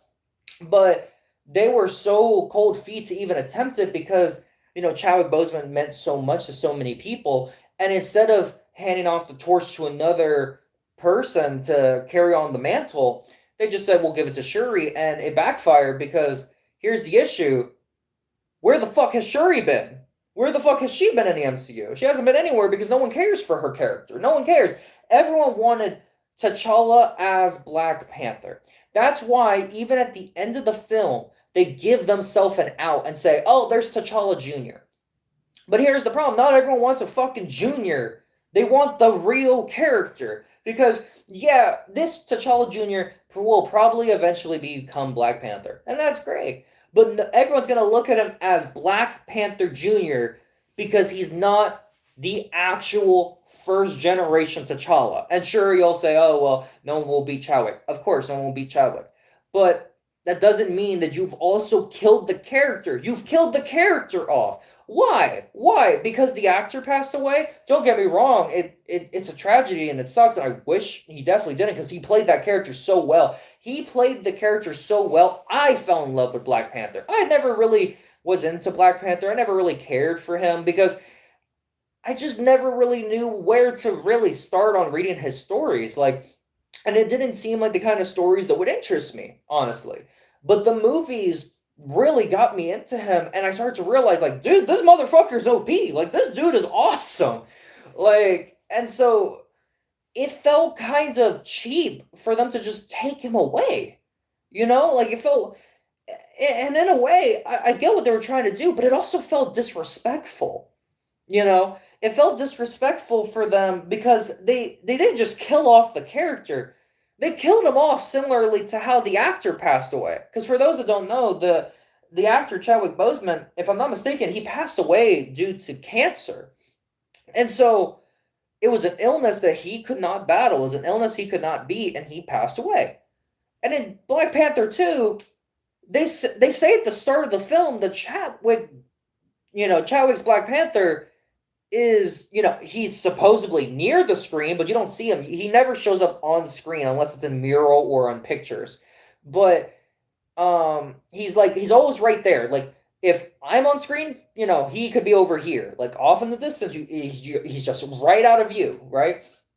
And he dies like that to some undisclosed illness, and Shuri just can't save him because she couldn't synthesize the antidote in time for what she needed. But here's the thing: he died from an undisclosed illness that was never discussed in the film. He wasn't able to heal from it. And the film makes it a point to say that he kept it hidden, which all of that points to them basically trying to say, because Chadwick died, Black Panther is now dead. And that's fucked up. That's fucked up. Because no, Chadwick wouldn't have wanted his legacy to just fucking end up like that, just die because he passed away. Like, that's fucked up. So you killed his legacy. And like, yeah, you could say like, oh well, his legacy could move on, whatever, with eventually if they recast.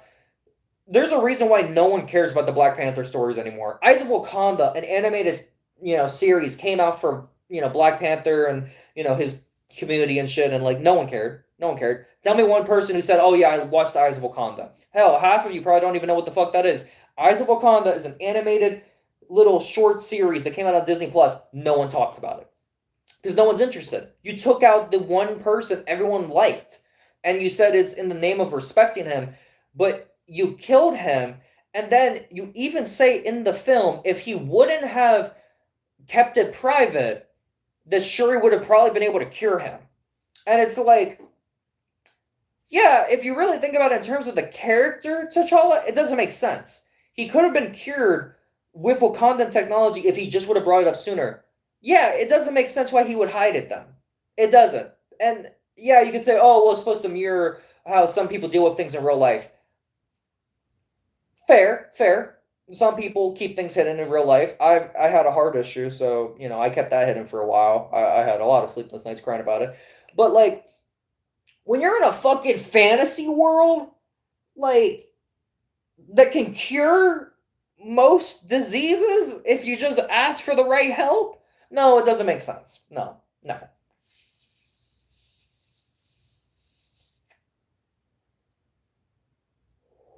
It doesn't make sense, and it pisses me off. Like, I want my Black Panther back. I do, because, Black Panther is such a cool, character. He's such an amazing character, and they just killed him off, and they did it in the name of supposedly respecting their friend. And I'm like, that's bullshit, because I'm going to be completely honest with you. If Tom Holland, and this is a knock on wood, I don't want this to ever happen to him, but if Tom Holland were to suddenly pass away, are you expecting me to believe that Sony and Marvel would then go and kill Peter Parker off screen? Like, this is the Marvel movies we're talking about, not the comics. The comics, they would probably do it just because someone sneezed the wrong way or farted the wrong way. In the comics, they just fucking hate Spider-Man. But like, in the movies, like, do you think they would just kill Peter Parker? No. But they don't kill Thaddeus Ross, because they're like, you know what, we still have more stories to tell with him. We're not going to kill him. And if they killed, Spider-Man, his actor passed away, they wouldn't kill Spider-Man, hopefully. But Black Panther, it's kind of weird that they're like, man, we have to respect his legacy so much, so we're going to remove the character and kill any more, possibilities of that character doing anything. So weird how we respect the people of color by killing them off as soon as their actors pass away, but the white people, we keep them all. And that's not to have any diss towards white people, not saying that. I love all my white characters, but I'm just saying, like, Marvel's very, stupid with their diversity points shit, because it's like, no, I want to see Black Panther. I want to see him. And yes, it sucks it's not going to be Chadwick, but I have the other Black Panther films to watch to see him in it. Let me see someone else take up his mantle, take up his legacy he built. But y'all will only do it if it's fucking someone else. Like, it's ridiculous. It pisses me off. And it sucks, because I love the character, but instead they just decide that they're going to kill him off for reasons. And then they decide to respect him by killing him off in a way that is very similar to his actor passing away. That's another reason why I hate Black Panther 2. The whole film feels very manipulative because of how they killed T'Challa. They killed him off essentially like how Chadwick Boseman passed away. So because of that, it feels like it's tugging on your heartstrings for Chadwick alone, not so much the character.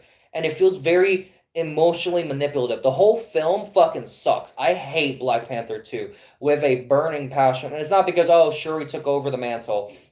Anyone who's mad about Shuri taking over the mantle, I hope you have your reasons, because Shuri was Black Panther in the comics. But here's my problem, and why I don't like this version of Shuri being Black Panther. I don't like this version of Shuri being Black Panther because Shuri in the comics is a fucking badass. Shuri in the comics will fuck your shit up. Shuri in the comics is a fucking beast. Like, I would love to see Shuri, Black Panther fight X-23 Wolverine and see how that fight goes. Because Shuri in the comics, whole different beast. Shuri in the comics is a fucking monster, man. She's a beast. Her being Black Panther, it made sense. I wasn't complaining. Shuri in the movies doesn't make sense because she's a racist tech nerd.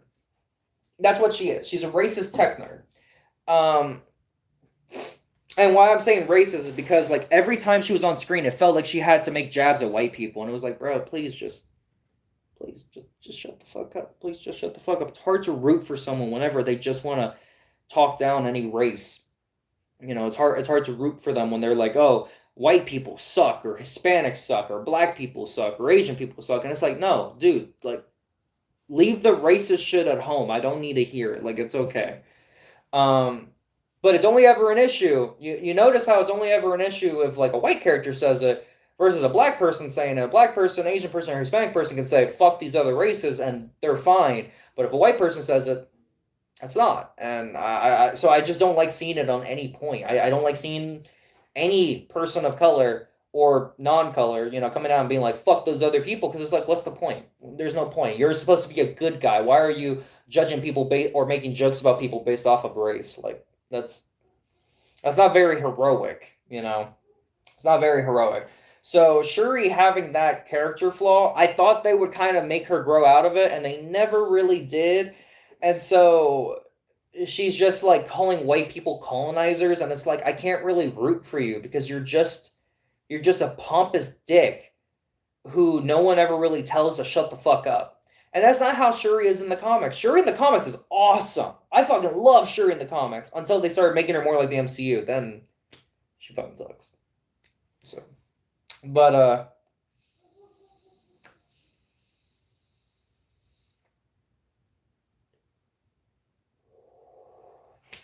I don't know. It's crazy.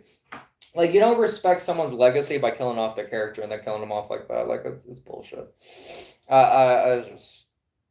So yeah, that's another reason why I hate this fucking Black Panther clip, because it feels like, again, some emotional manipulation, because they're like, oh, he's sacrificing himself because his voice actor passed away in real life. Oh, it's so emotional. You notice how out of the three heroes here, the one who made the sacrifice was Black Panther, the only one whose voice actor passed away, I don't know, feels emotionally manipulative. Like, I don't know. You could have probably just made it so that they ran away, especially if the Infinity Stones were going to come up again later. Still eat him? Still eat him? Mm-hmm. Oh, no. There, Gooch. Oh, it's falling. It's falling. There we go. Stay with me. But yeah, it just feels very... Oh my god! It just feels very emotionally manipulative. They just kind of kill him. Or they just kind of try to make you cry about him for brownie points. And it's like, dude, I don't want, like, T'Challa to just be something you dangle in my face and say, you want to play with him? You want to play with him? Ah, too late. His actor passed away, so that means we got to kill him. I'm sorry, I don't make the rules. That's just the Disney executives. It's the most racist shit I've ever seen. Like, we'll kill the minority because, you know, he meant a lot to a lot of people, so no one could ever replace him. But the white cast, we can replace them at a moment's notice. We got them on speed dial. We're ready to go. It's like, and like, look, I'm not asking for them to get any swinging dick to fucking replace T'Challa. No, but I'm saying you get the right person for the job. Listen, Spider-Man has proven you can get multiple right people for the job and it works. Toby, Andrew, Tom. So you can make it work. You can. Even Wolverine, who's been played by Hugh Jackman forever, made a joke about how you can make it work even with him by having Henry Cavill play him for a little bit in Deadpool and Wolverine. So why can't T'Challa be played by another person from the black community? Why is it that it has to live and breathe and die by one person? That's not inclusive. That's exclusive. That's bullshit. Like what? Like what? Like it's ridiculous. I don't know. It's the same. Like this is definitely a tangent. This is what happens when I'm high. This is tangent out the wazoo. It's the same shit that happened when like about 10 years ago, like everything with color in terms of like mascots and whatever was being taken out. Like they took out my Aunt Jemima. And dude, you guys took out Aunt Jemima, bro. Why? Why did you take her from us, bro? Like it's not why. And they did it in the name of like we have to uphold the legacy of the minorities or whatever. And it's like, did you ever ask the minorities, bro? Like did you ever ask like us if we wanted our people to be taken out? Like I don't know. Like maybe we wanted our woman of color that never gave us an issue. Maybe we want her on our flapjacks and our pancakes just because her smile brings us warmth and joy whenever we eat pancakes. No, of course not. Why? Because black people on syrup is racist? I'm sorry. Listen, in all my years of seeing pancakes be consumed, I never knew black people on maple syrup was racist. It's crazy, bro. It's crazy.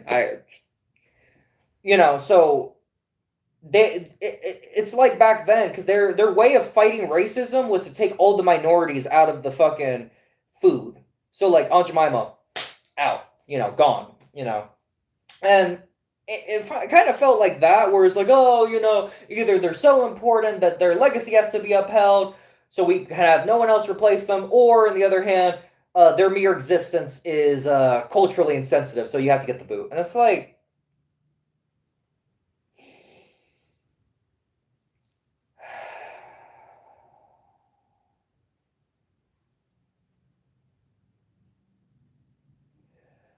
bro, let me see if there's any Aunt Jemima change.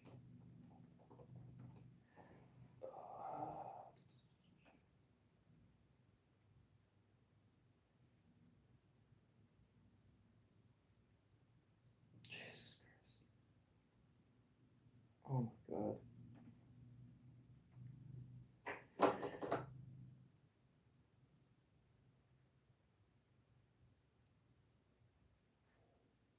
Dude, they changed the company. Oh my God. They changed the company name. What? How long was that? Pearl Milling Company? No way. Hold up. Now I just found out something else about Aunt Jemima. Now I have more reason to be upset. Aunt Jemima will change to...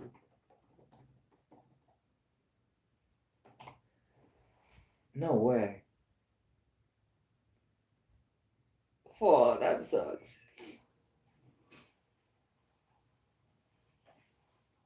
Oh man.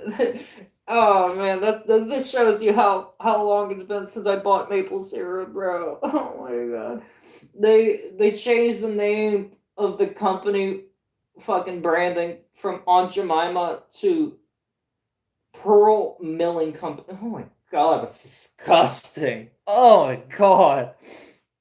Oh. And I'll be upfront. I probably wouldn't have noticed unless I, really paid attention to the bottling or whatever. You know, I didn't know they changed their name, but like, oh my god, I hate this. Oh my god.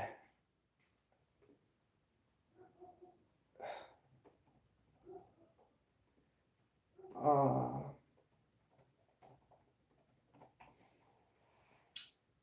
my god. Yeah, that's what it was. At one point, they just had Aunt Jemima without Aunt Jemima, and then they changed it to Pearling Milling Company. That's so gross, bro. That's so gross. Like, I can't name one minority.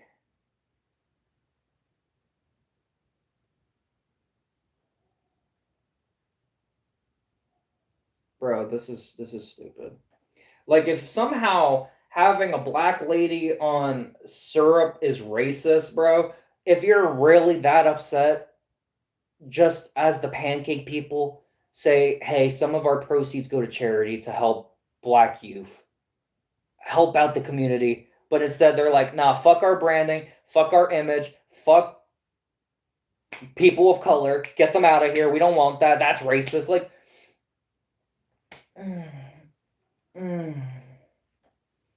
they tried to do the same shit recently with Cracker Barrel. They tried to take the cracker and the barrel out of Cracker Barrel. Like, I don't understand that. And then they also had the Chiefs. This one I remember. So they had not the Chiefs, the Washington Redskins. They had that as a football team, and they had to change. And it's like, dude, like, no one ever has had any issues with face paint.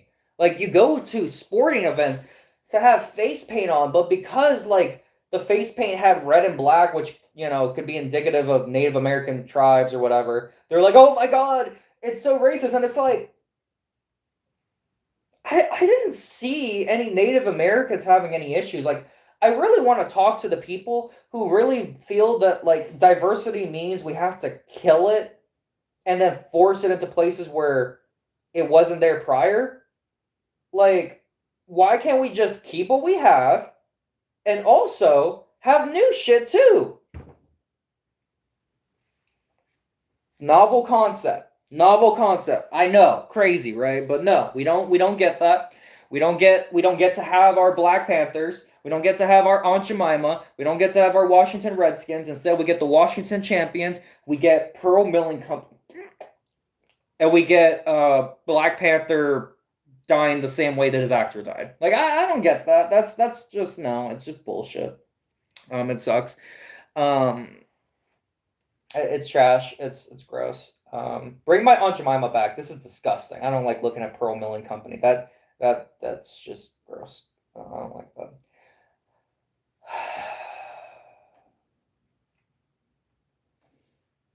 That's gross.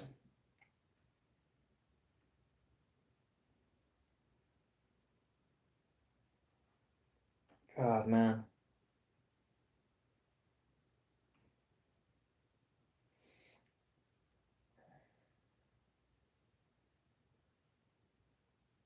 Wow. So they did the same to Uncle Ben's. That's crazy. So over here it has Uncle Ben's was renamed Ben's Original and removed the image of an elderly black man in a bow tie. Because that's progressive.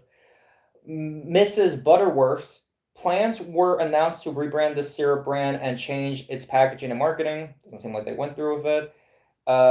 Eskimo Pie, this brand of ice cream, was also renamed. Why? Chico's, this brand was renamed.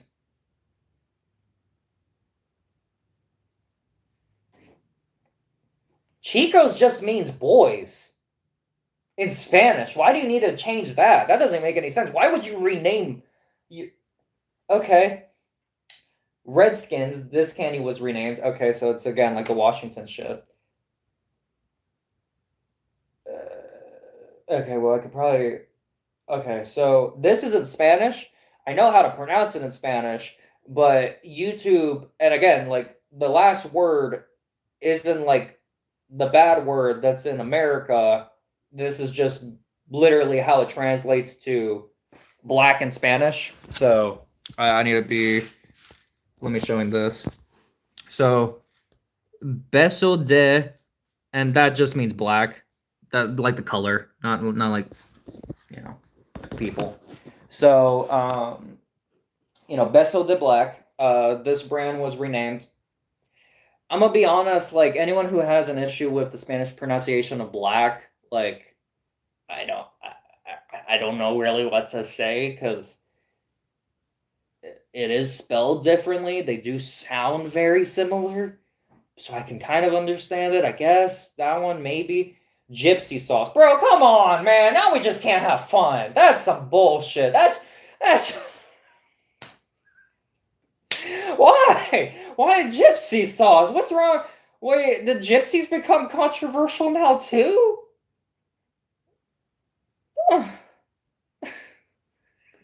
Bro, what the fuck? Man,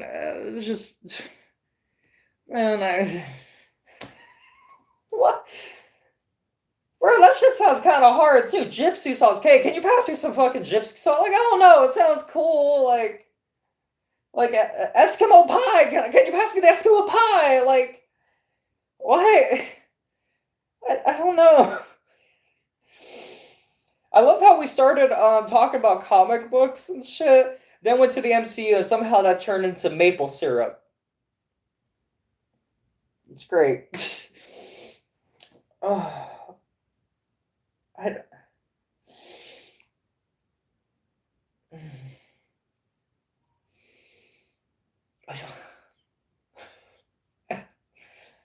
oh man.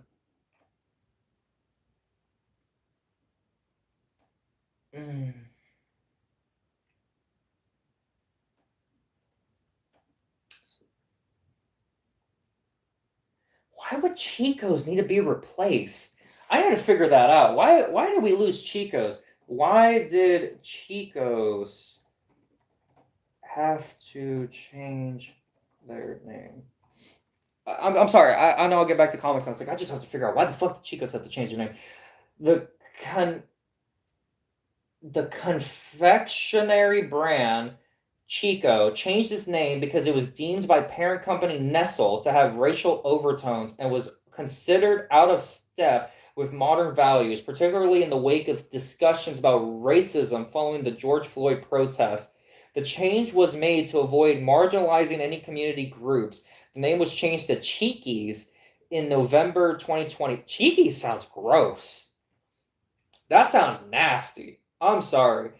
Racial connections. While Chico is a Spanish word for boy or kid, it was considered by some to be a potentially derogatory term for people of Latin American descent.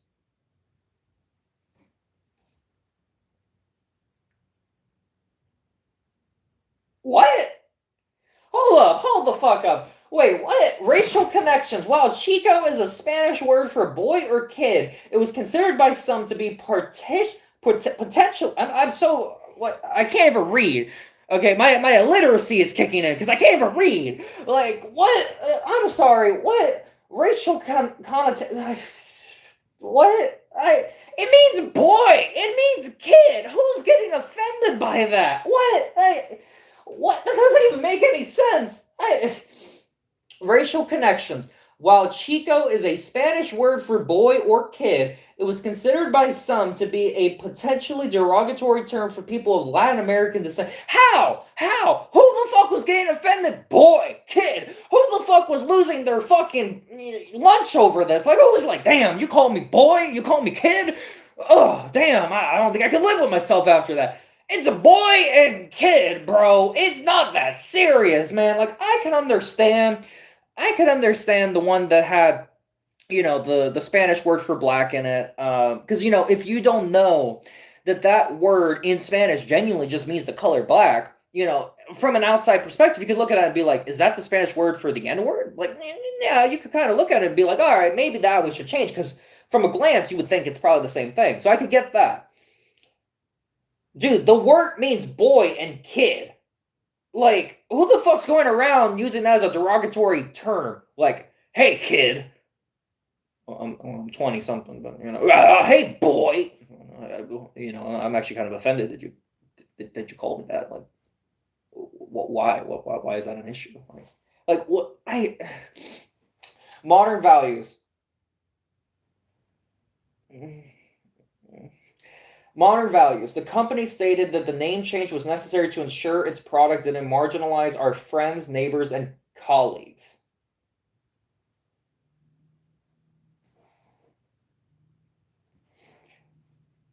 And that the old names were out of step with values which are rooted in respect.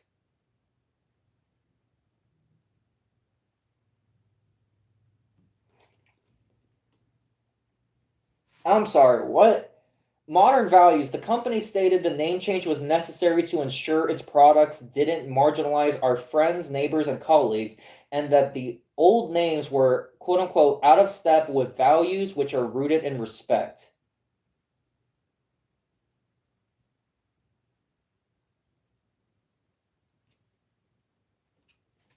What? That doesn't even make any sense. What?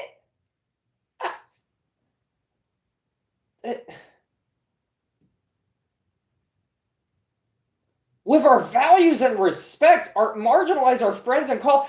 Were you having women getting mad that they were working for a brand that's just the word boy or kid? Like, what's the issue? I'm confused. Like, there's no way you can look at the word Chico and be like, oh, damn, I'm so offended. Like, I'm sorry, if you're offended by the word Chico, you need to go touch some grass. Like, plain and simple. Like, this is literally getting...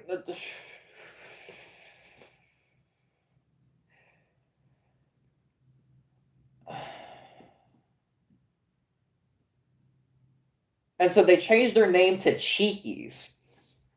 As if that sounds any better. Cheekies. It sounds like a sex toy, if I'm being honest. Like think of Cheekies by itself. It sounds like a sex toy or sex lingerie or something. Like, it doesn't sound like a candy. Chico's, I'll be honest, doesn't sound like a candy brand anyways, but if you don't know Spanish, like, you could probably be like, maybe that's a bag of chocolates, like how it is, Cheekies, bro, it's weird. Like, I don't like it. Like, and it's not because I'm like, oh, they took my Spanish word away. Like, it's not that. It's just, like, who the fuck got offended by the word Chico? Like, bro, I need to talk to you about how stupid you are. Like, we just need to talk. We could have a conversation, and at the end, you'll know how stupid you were. I just want to evaluate that. I need to evaluate your case of stupidity, which is probably high, given that you guys changed this name. And I just want to talk. I just want to talk. Man's a stupid man, or stupid whatever. And I just want to figure this out. We could talk. We can talk about why the fuck the word Chico is all of a sudden offensive, and why the fuck you're trying to put X on all of our words at the end. Okay, regardless. Man, this is how you know I'm high. I'm getting mad over my fucking candy they took from me. These fucking whores. I mean, yeah, it's 2020, so maybe I shouldn't be mad. It's 4 years, but still, listen, I want that name back.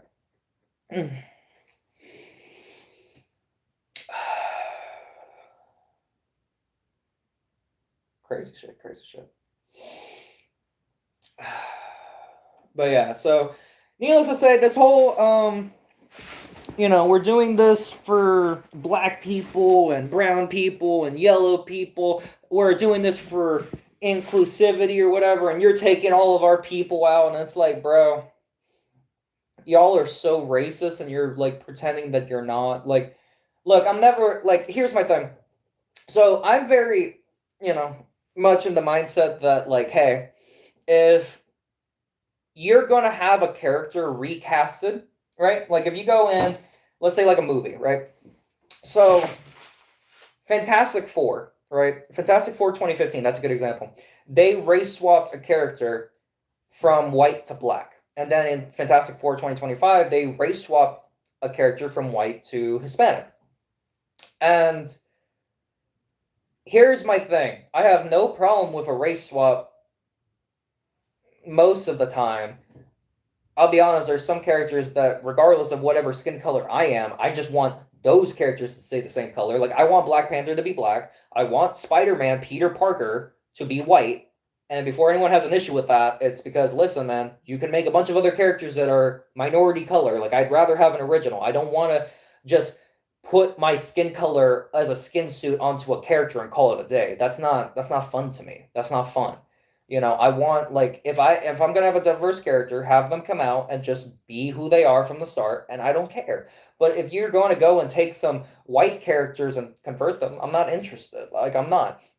And the reason why is it's because it feels more like you're treating it like, well, the whitey's got enough people anyways, we could take a few for ourselves. And it's like, so are you saying you're just not good enough to make an original character for us?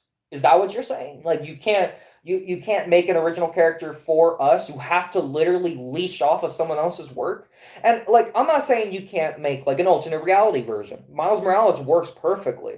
But the problem with, this whole push for, like, oh, we have to be so inclusive to races or whatever, I'm gonna be honest, I don't ever really hear anyone asking the regular people who have to live with these decisions day in and day out, like, I have to read these comics, I have to go and buy groceries without these characters on them, like Aunt Jemima or whatever, or I have to, be more inclusive because this group that I'm working with at work, oh, we need to get more diversity in here because it's for some reason mostly white people, and then there's me. I'm one of the only minorities, They're like, oh, we need to get more color in here just to make it more diverse. And it's like, so you're only interested in diversity for saying that you have it, not for the sake of actually doing it.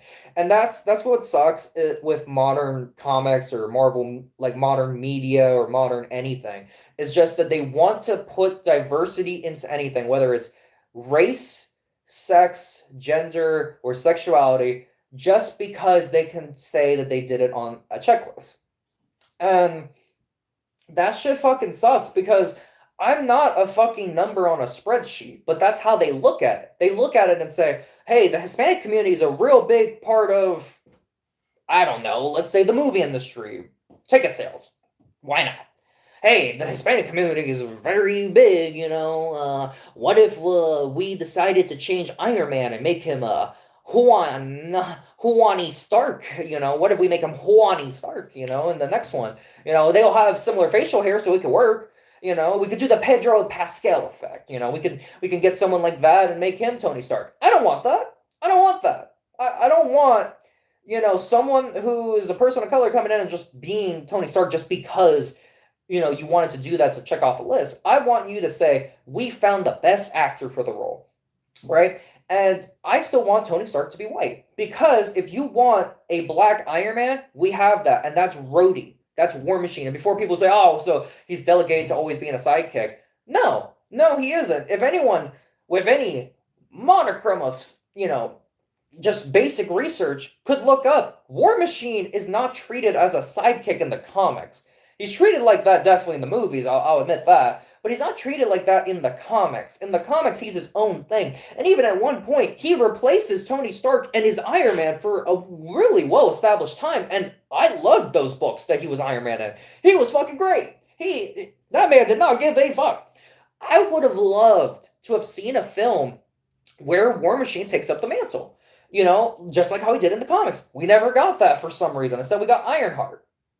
And that's what I'm saying, is why the fuck are we forcing down people's throat an unlikable female protagonist of color like Riri Williams, where we have a well-established, well-beloved black community character like, Colonel Rhodes, War Machine, and make him Iron Man? Oh, no, that would just not work.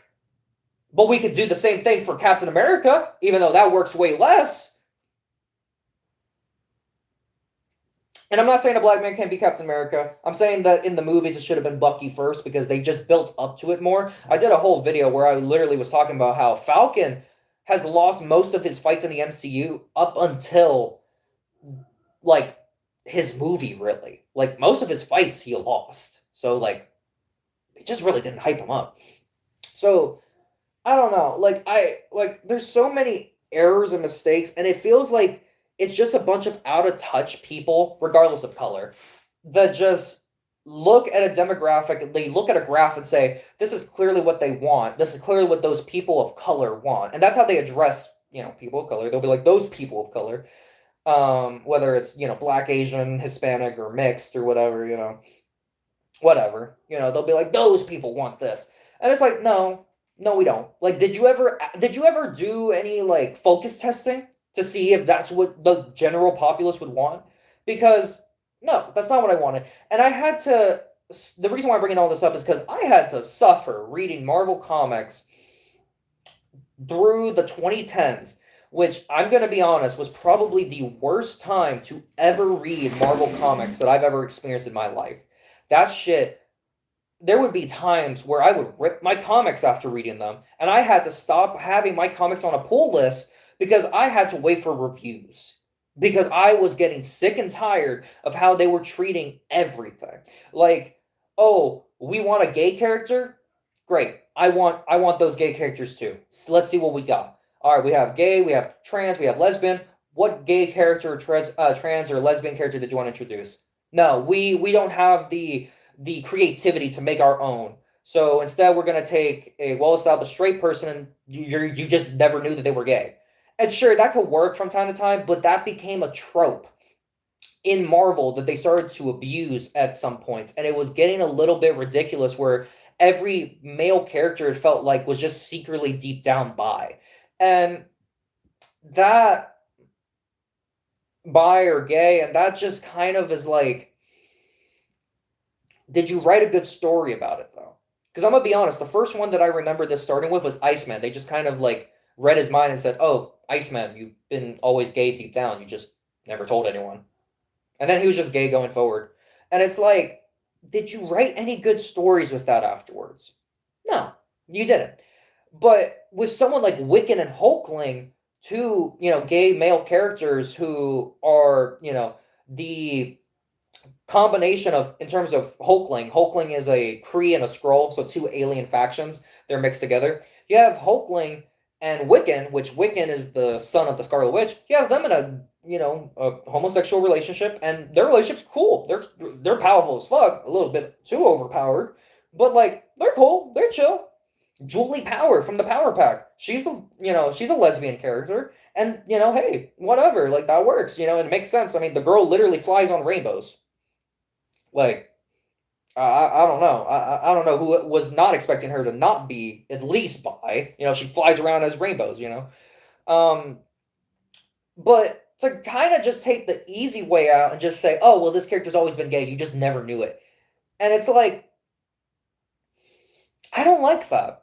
I don't like that. Because it feels like a cop-out. It feels lazy. It feels contrived. And it feels like we're just getting like scrappings. You need to get these morsels, right? You better be happy that we're allowing you to keep these white characters and turn them into Black, Asian, gay, trans, lesbian, whatever, because that's all we're going to give you. Fuck creativity, fuck originality. Look, I would love to see new Black characters, new Asian characters, or even if you're going to put them into new roles, that's cool too. Like, there's a gay version of Wolverine who's, with Hercules.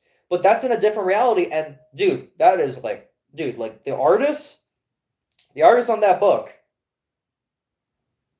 the man was trying to see if anyone was having some gay awakenings before reading that book, because that book is like, it's crazy. It's crazy, man. Like they basically look oiled up like half of the fucking book, and they're shirtless too, of course. And I'm like, I didn't have an issue with it. I'm like, hey, this is a interesting read, to each their own. It's cool, it's fine. But like, if you were to go and take Wolverine and make him gay, I wouldn't want that. And that's not because I don't want to see a gay Wolverine story. I just read it with Hercules, and that shit was a pretty okay story. It was fine. But like, if it's the main characters, just make something new. Make something new. They make new characters like every fucking week. Why is it hard for you to make something new? Like, fuck. God forbid you make a new Spider-Person. It feels like every time I fucking throw a rock, there's a new Spider-Person being created. So, like, you can make a gay Spider-Person if you wanted, or a trans Spider-Person, or a lesbian Spider-Person. Like, there's, like, hundreds.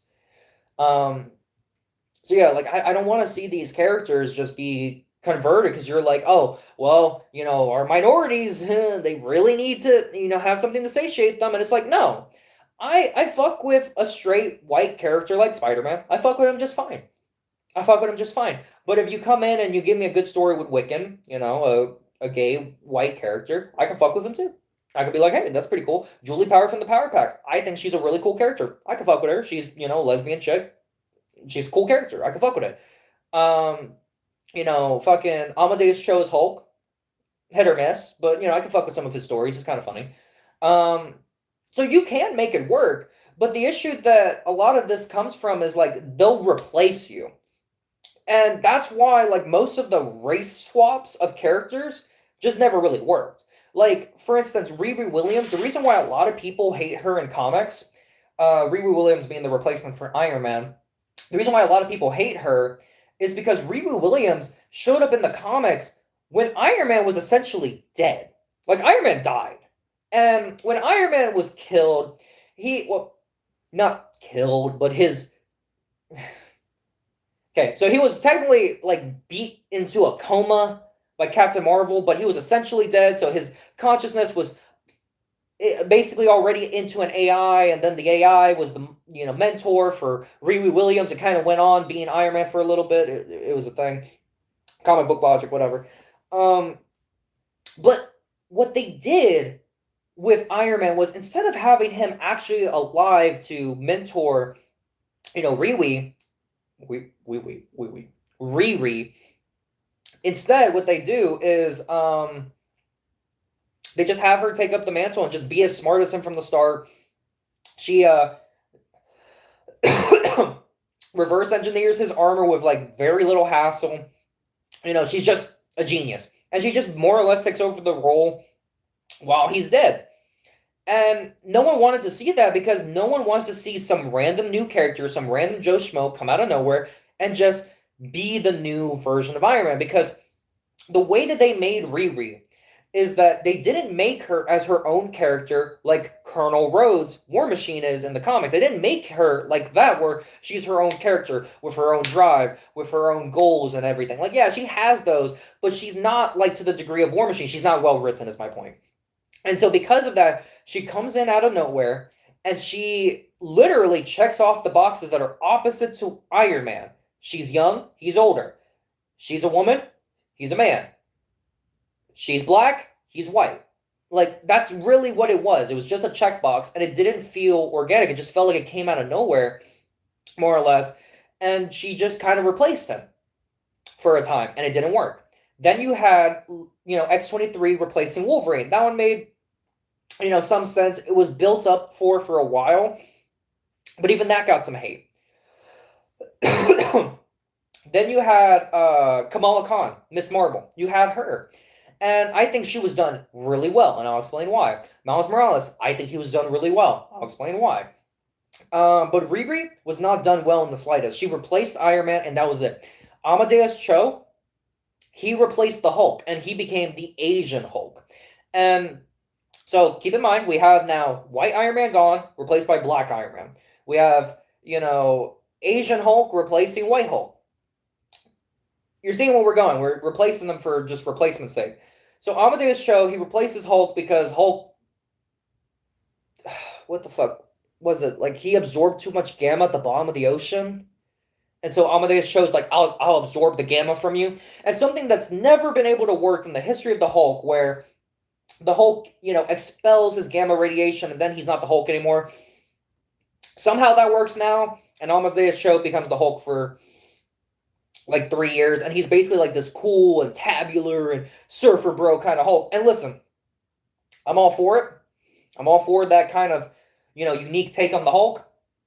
But they took Bruce out of it. I don't read a Incredible Hulk comic for anything other than the Hulk. And yeah, Amadeus Cho looks like the Hulk, and that's the problem is Marvel thought that it was enough for the character to look like the character rather than earning the character.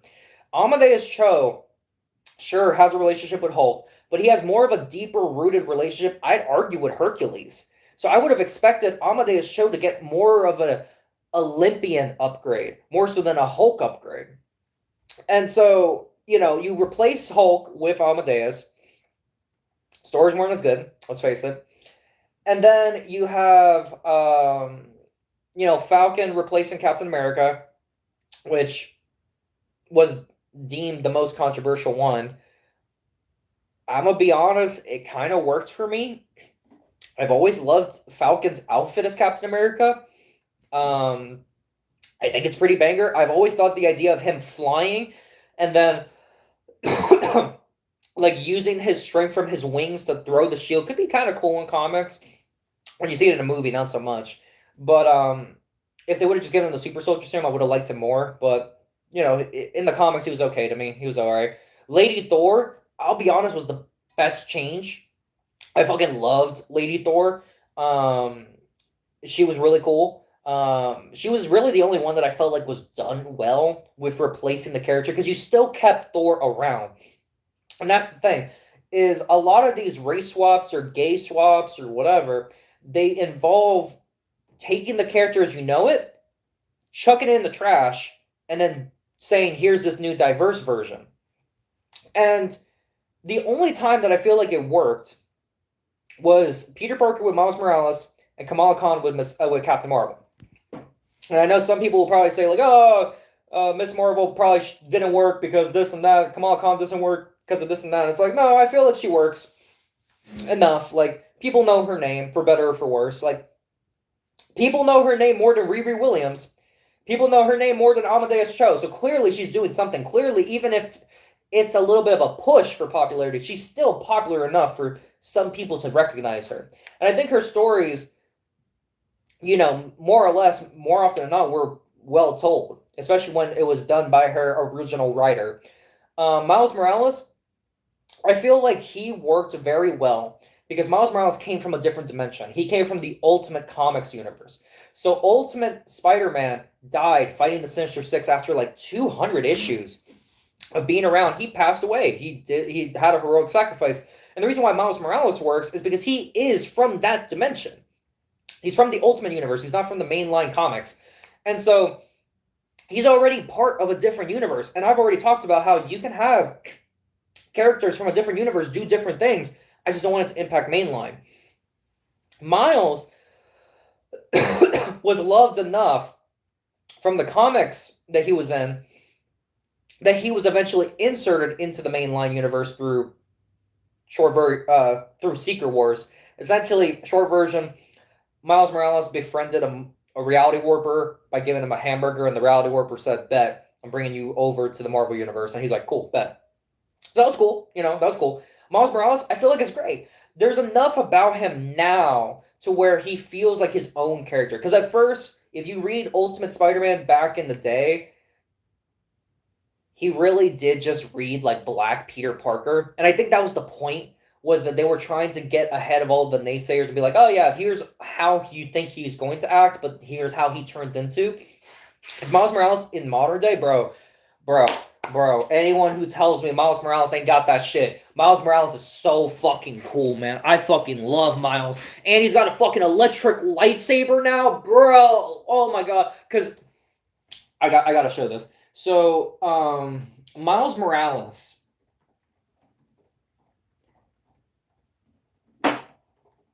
in the comics is so fucking broken with his electricity powers. Like, he is so broken. So broken. He can make energy swords from his Venom Blast. And he can use them to fight. Like, no, I will never say anything bad about Miles. Miles is fucking peak. Kamala Khan, super cool too. But like, Amadeus Cho, you don't see anyone having fans for his version of the Hulk. Yeah, some will say, you know, his version of Hulk was alright or whatever. But you never hear anyone like really hankering for him to get his solo series back because, like, he's not that interesting as the Hulk. Just not. He's cool as the Hulk family, but he's just not interesting beyond that. And then Riri as Iron Man, you have someone coming in to a character, you know, a character spot like Iron Man who has suffered a lot in his life, had a lot of personal battles and all that, and he had to work really hard for everything that he had. And here comes Riri, who speaks with this very stereotypical ghetto kind of undertone where she just kind of always has to like talk down and demean anyone that she's talking about, it feels like. So she's talking shit about Stark, she's talking shit about Pym, she's talking shit about everyone, saying like she's the best. And don't get me wrong, Tony has some of his, his snark, but it's written, usually, sometimes not, but usually it's written well to where you can tell he's saying it in jest, he's saying it in a comedic way. Riri never came off that way. Riri came off as a pompy, snarky dick from the start. And sure, you could make that into an interesting character, because some would say that's what Tony Stark started off as, is a pompous, snarky dick who eventually got humbled. The issue is Riri never got that humbling. She just stayed that character forever. And so it doesn't make it interesting, it makes it irritating.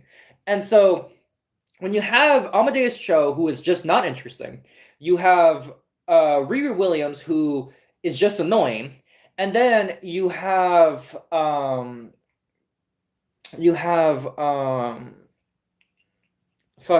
whatchamacallit,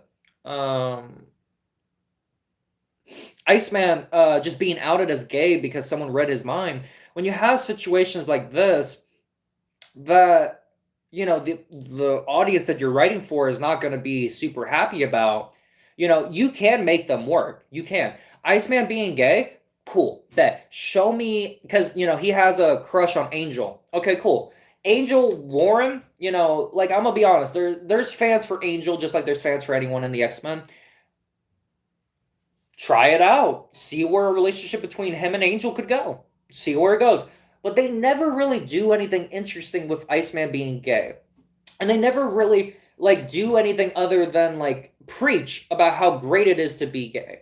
And the issue is that when you start reading a lot of these stories, whether it's Riri Williams or Amadeus Cho or Iceman or anyone else that was changed for inclusivity, it feels like they're preaching to the audience.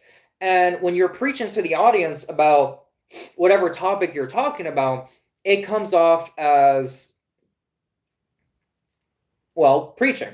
And as someone who grew up having to be in a religious household, I can tell you, if you're being preached to a lot about any topic, eventually you're going to get annoyed. Eventually you're going to get upset. And, that's why for me, I was just like, hey, fuck my religious dad. He can go fuck himself. So there's a point to where everyone has to do some pushback. And when you have these characters where you turn Iceman gay, but you don't really do anything interesting with it. You turn the Hulk Asian, but you really don't do anything interesting with it. And then you turn Iron Man into a black woman, but you don't do anything interesting with it. And then you basically say, if you don't like these changes, you're either homophobic, racist, or sexist. And then you're basically going to turn the general audience against those kinds of characters. You're just going to. Because people are going to look at that and say, damn, every time I pick up a character that's gay, Asian, Hispanic, trans, lesbian, or black, or whatever, I am getting preached to in this book about how their struggles are so... And don't get me wrong, their struggles are... all of our struggles are fucking intense. But, when you're reading something like a comic, you're reading for an escape. I don't want to read, even if it's something that relates to me on my issues, I don't want to read every book feeling like it's pandering to me. I don't want to do that. I don't want to go and read it. Instead, I'd rather go and read a well-written book like Spider-Man Miles Morales that involves a minority character that is written incredibly well. So much so, he's written so well in his current comic. Bro, I love Peter Parker's Spider-Man. I love him. He is my favorite Spider-Man ever, period. Love him to death. Miles Morales has a better current ongoing comic book run than fucking Peter Parker. And that's not even a question. That's not even a debate. Modern day Peter Parker, his comics are cool, but they do not hold a candle to Miles Morales. Miles Morales' current comic book run, chef's kiss. Beautiful. This man is copping bodies with that energy sword, man. I fucking love Miles Morales' comics right now. This man's whooping all kinds of ass. And there's no, I am black, so whip me for my struggles. I'm Hispanic, whip me for my struggles. I'm Asian, whip me for my struggles. I'm gay, whip me for my struggles. I'm, trans, lesbian, whip me for my struggles. There's nothing like that. There's nothing of like, feel bad for me for my minorityness. There's nothing like that. There's just, he's black and Hispanic. That's just who he is. Read how cool he is. And I love that. That's what I want to read. If he was gay, I'd say the same thing. If he was trans, I'd say the same thing. But he's not. He is a black, Hispanic superhero, and I love to read him. And the same can be said about things like Hulkling and Wiccan. If I read them, I'm like, hey, I bet this is an awesome book involving two gay males. Cool. Great. That's awesome. Who cares? Or you can go and read, Hulk, and if you care for Asian Hulk, you'd be like, hey, I care for Asian Hulk, but no one did for a reason. So, you can make it work. It's just you need decent or competent writers on it. And sadly, the comic book industry has had really shit writers for, what is that? When did Avengers vs. X-Men come out? 2012? Okay, so after that, probably 2013, 2014, we started having shitty writers. So, yeah. No. Not fun. Not fun. But, yeah, so, honestly, I just hope that they, they do, I want them to keep making diverse characters. I'm not saying don't make diverse characters, but I want a diverse character that's original. I want more Miles. I want less Riri. I want more Miles. Miles is fucking great. Bro, anyone who tells me they don't like Miles, you clearly have not read his current comics. This man is insane. This man is a hoss. Oh, man. This man whoops all kinds of ass. Man, if I could get into it. This man whooped the Hobgoblin's ass, man. No. This man whooped the Hobgoblin's ass. No question. It was insane. But, and even at first, Miles was Miles was making the same mistakes as these other race swap characters where they're like, hey, I'm going to just leech off of the main protagonists' villains or their love interests or whatever, and I'm going to steal it. So, Miles would never fight his own villains. He would instead fight Peter's villains.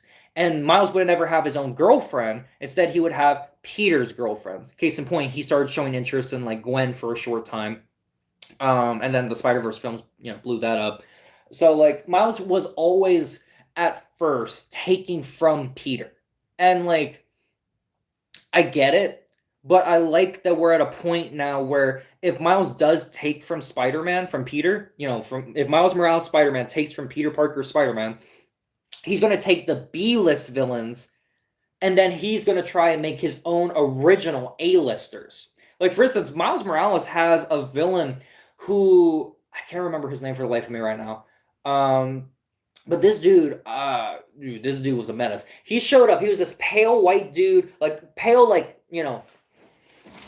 white like this. Not actual skin tone, this white. He was this white, and he, captured Miles Morales, and he started, putting him through trials and experimenting on him and trying to, see what made him tick, pushing him to his limits. And Miles, would keep trying to escape the facility, but just couldn't. And eventually Miles does manage to escape, but he essentially was tortured for such a long time. And this villain was a very imposing, menacing threat to where even Iron Man was because at this point, Miles and Iron Man were on the same group of Avengers.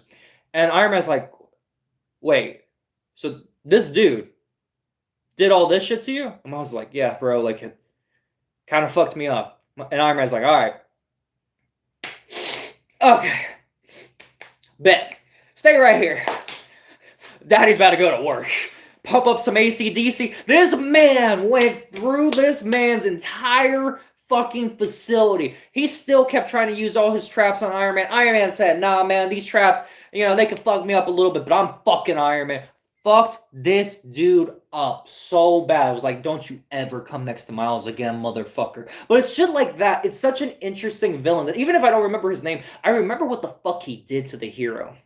And it's interesting characters like that you don't really see with Amadeus Cho Hulk or Riri Williams' Ironheart. You don't really see interesting unique characters for them, and if you do, they're forgotten within the next story arc. And that's what I'm saying. When you put in all these characters and you just say you have to accept them because of their gender or their race or their sexuality or sexual orientation, you just have to accept it just because, instead of just writing a good character that just happens to have those qualities, then it comes off like preaching, it comes off condescending, it comes off like pandering, and no one wants that. Even people in the fucking communities I just listed, they don't want that fucking shit, I would assume. I mean, I'm speaking for me especially. I don't want that.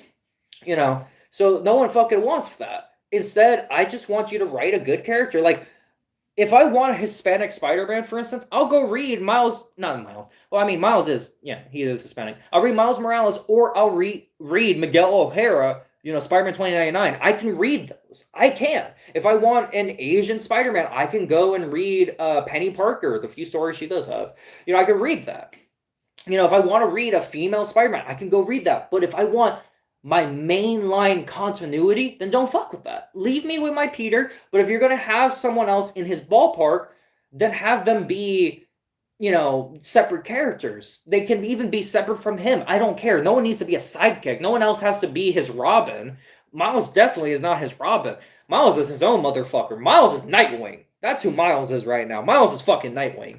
So, I just kind of wish Marvel and DC would just take that approach and make more characters like Miles, because Miles is a great character of diversity, black and Hispanic, that I can definitely fucking relate to. Super cool as fuck. Has his own villains that he's been building up. And even the villains that he takes from Peter, he has unique relationships with them that the other characters that I listed, like Riri Williams and Amadeus Cho Hulk, don't have with their villains. Like Amadeus Cho and Riri Williams, they don't have unique interactions with the villains from the Hulk or Iron Man. They just don't. They just kind of act like, oh yeah, I'm the new version and you gotta accept it. Here I am. And that's kind of how it is. But with Miles, they build relationships with the uniqueness of each character. So like, for instance, Hobgoblin, they treat him like an actual fucking menace to society for Miles. So whereas Peter has Green Goblin, Miles has Hobgoblin. And Hobgoblin can get kind of like demonic in how he looked. He can kind of get a little more crazy with his weaponry at times. At some points, Hobgoblin could even be more deadly than Green Goblin. So, to see Miles come at this man and have a, fucking sword to try and beat this motherfucker up, it's cool. And you get to see their dynamic. You get to see, Miles fall in love with the Vulture's daughter, because if you didn't know, the Vulture has a daughter. And he falls in love with the Vulture's daughter, starts to date her, but the Vulture finds out. So that leaves a tension between the Vulture and Miles, where it's like, okay, what the fuck do I do? What do I do? Like, I'm interested in dating someone who is literally the daughter of a supervillain. And that leads to fights between Miles and, Vulture, but it's very different than what you'd see with him and Peter. When you see him versus Peter, Peter ain't mentioning nothing about no daughter. He's just mentioning about shit with straight hands. He's like, hey, time to beat your ass. But Miles, it's like, this could be my father-in-law in like 5 years. I gotta watch where I step. Like that's an interesting dynamic you don't get with Peter, and that's what I'm saying. Miles has interesting dynamics. Even if he does take from Peter's villains and Rogues Gallery, he has interesting and unique dynamics that they don't have with Peter, which makes them feel unique for him. And they can still go back and act how they do with Peter, and they can still act that way with Peter, and it works perfectly fine. And with Miles, they found that right balance. So he has that, where he has unique interactions with Peter's villains. He has his own Rogues Gallery he started to accumulate over time. And, he's also got his own unique abilities that he earned. I have to emphasize this, he earned over time. And, it makes it feel more rewarding, because now I have the option of, can I go and read my classic Spider-Man? Or do I want to read my Spider-Man on crack? And let me tell you, Spider-Man on crack is currently better written. So I'm gonna take that. Like, Miles Morales is fucking amazing. I love the character. I can't really say the same for things like, Falcon, Captain America. I've never really cared for much of his stories. It always felt kind of weird. I always loved him in fights, but I never cared for how he talked, really. You kind of just notice it if you read a lot of his books, but Falcon, the way he talked before and after becoming Captain America is very night and day in the comics, so it kind of took me out a bit, because it felt like I was reading a new character when it really wasn't. So it felt really weird. It took me a bit to get used to, but Lady Thor, cool as fuck. Loved it. And that's also really done really well, because she takes from all of Thor's pantheon, and she has unique interactions with everyone, including fucking Odin. So she, changes up the whole hierarchy of Thor, and Thor is still around. And that's the big thing too. The ones that I feel work the best are Thor as female Thor, Kamala Khan as Miss Marvel, and Spider-Man as Miles Morales.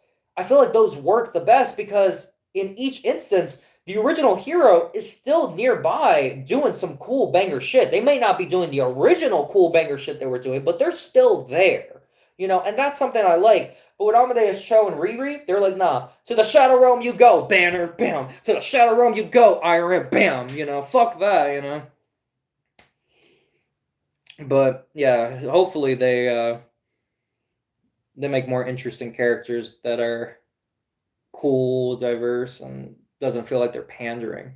Because no one wants to be pandered to, bro. Like dude, I growing up, I was in a religious household, and even me, I didn't want to fucking hear fucking Christian music. It wasn't because I was like, fuck Christian music, fuck the message or whatever. It's just because, not to be disrespectful, but if I was going to go and support God and Jesus, I would go and support them by, reading Bible or singing, certain songs or whatever. But most religious songs just kind of scream, I love Jesus, you should love Jesus, Jesus did this, Jesus did that, I love Jesus, Jesus did that, I love Jesus, Jesus did this. And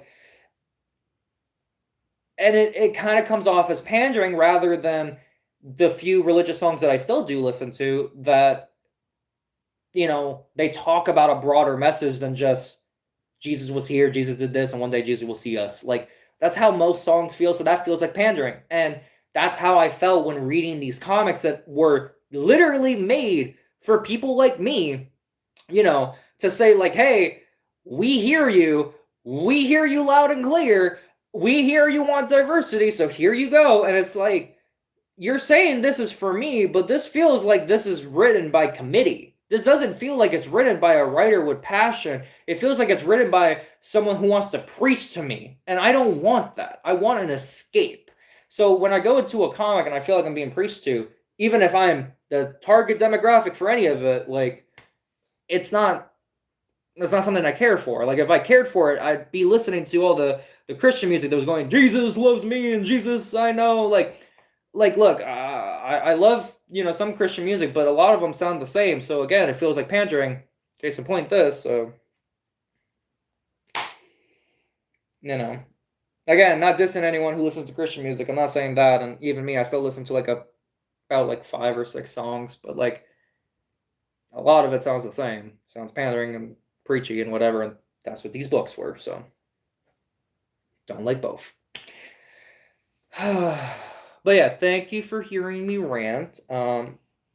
It's always nice coming out in this cracked in and just talking random shit. And then today I got to talk about comics for 2 hours. Oh, so beautiful. So beautiful. But yeah, thank you for everyone watching. And if anyone has any ideas for what you want to hear from me or Dallas talking, just let me know. But I'm gonna head out because it's I wish I could check the fucking time. I was about to check the computer for the time, and motherfucker's dead, so that ain't gonna work.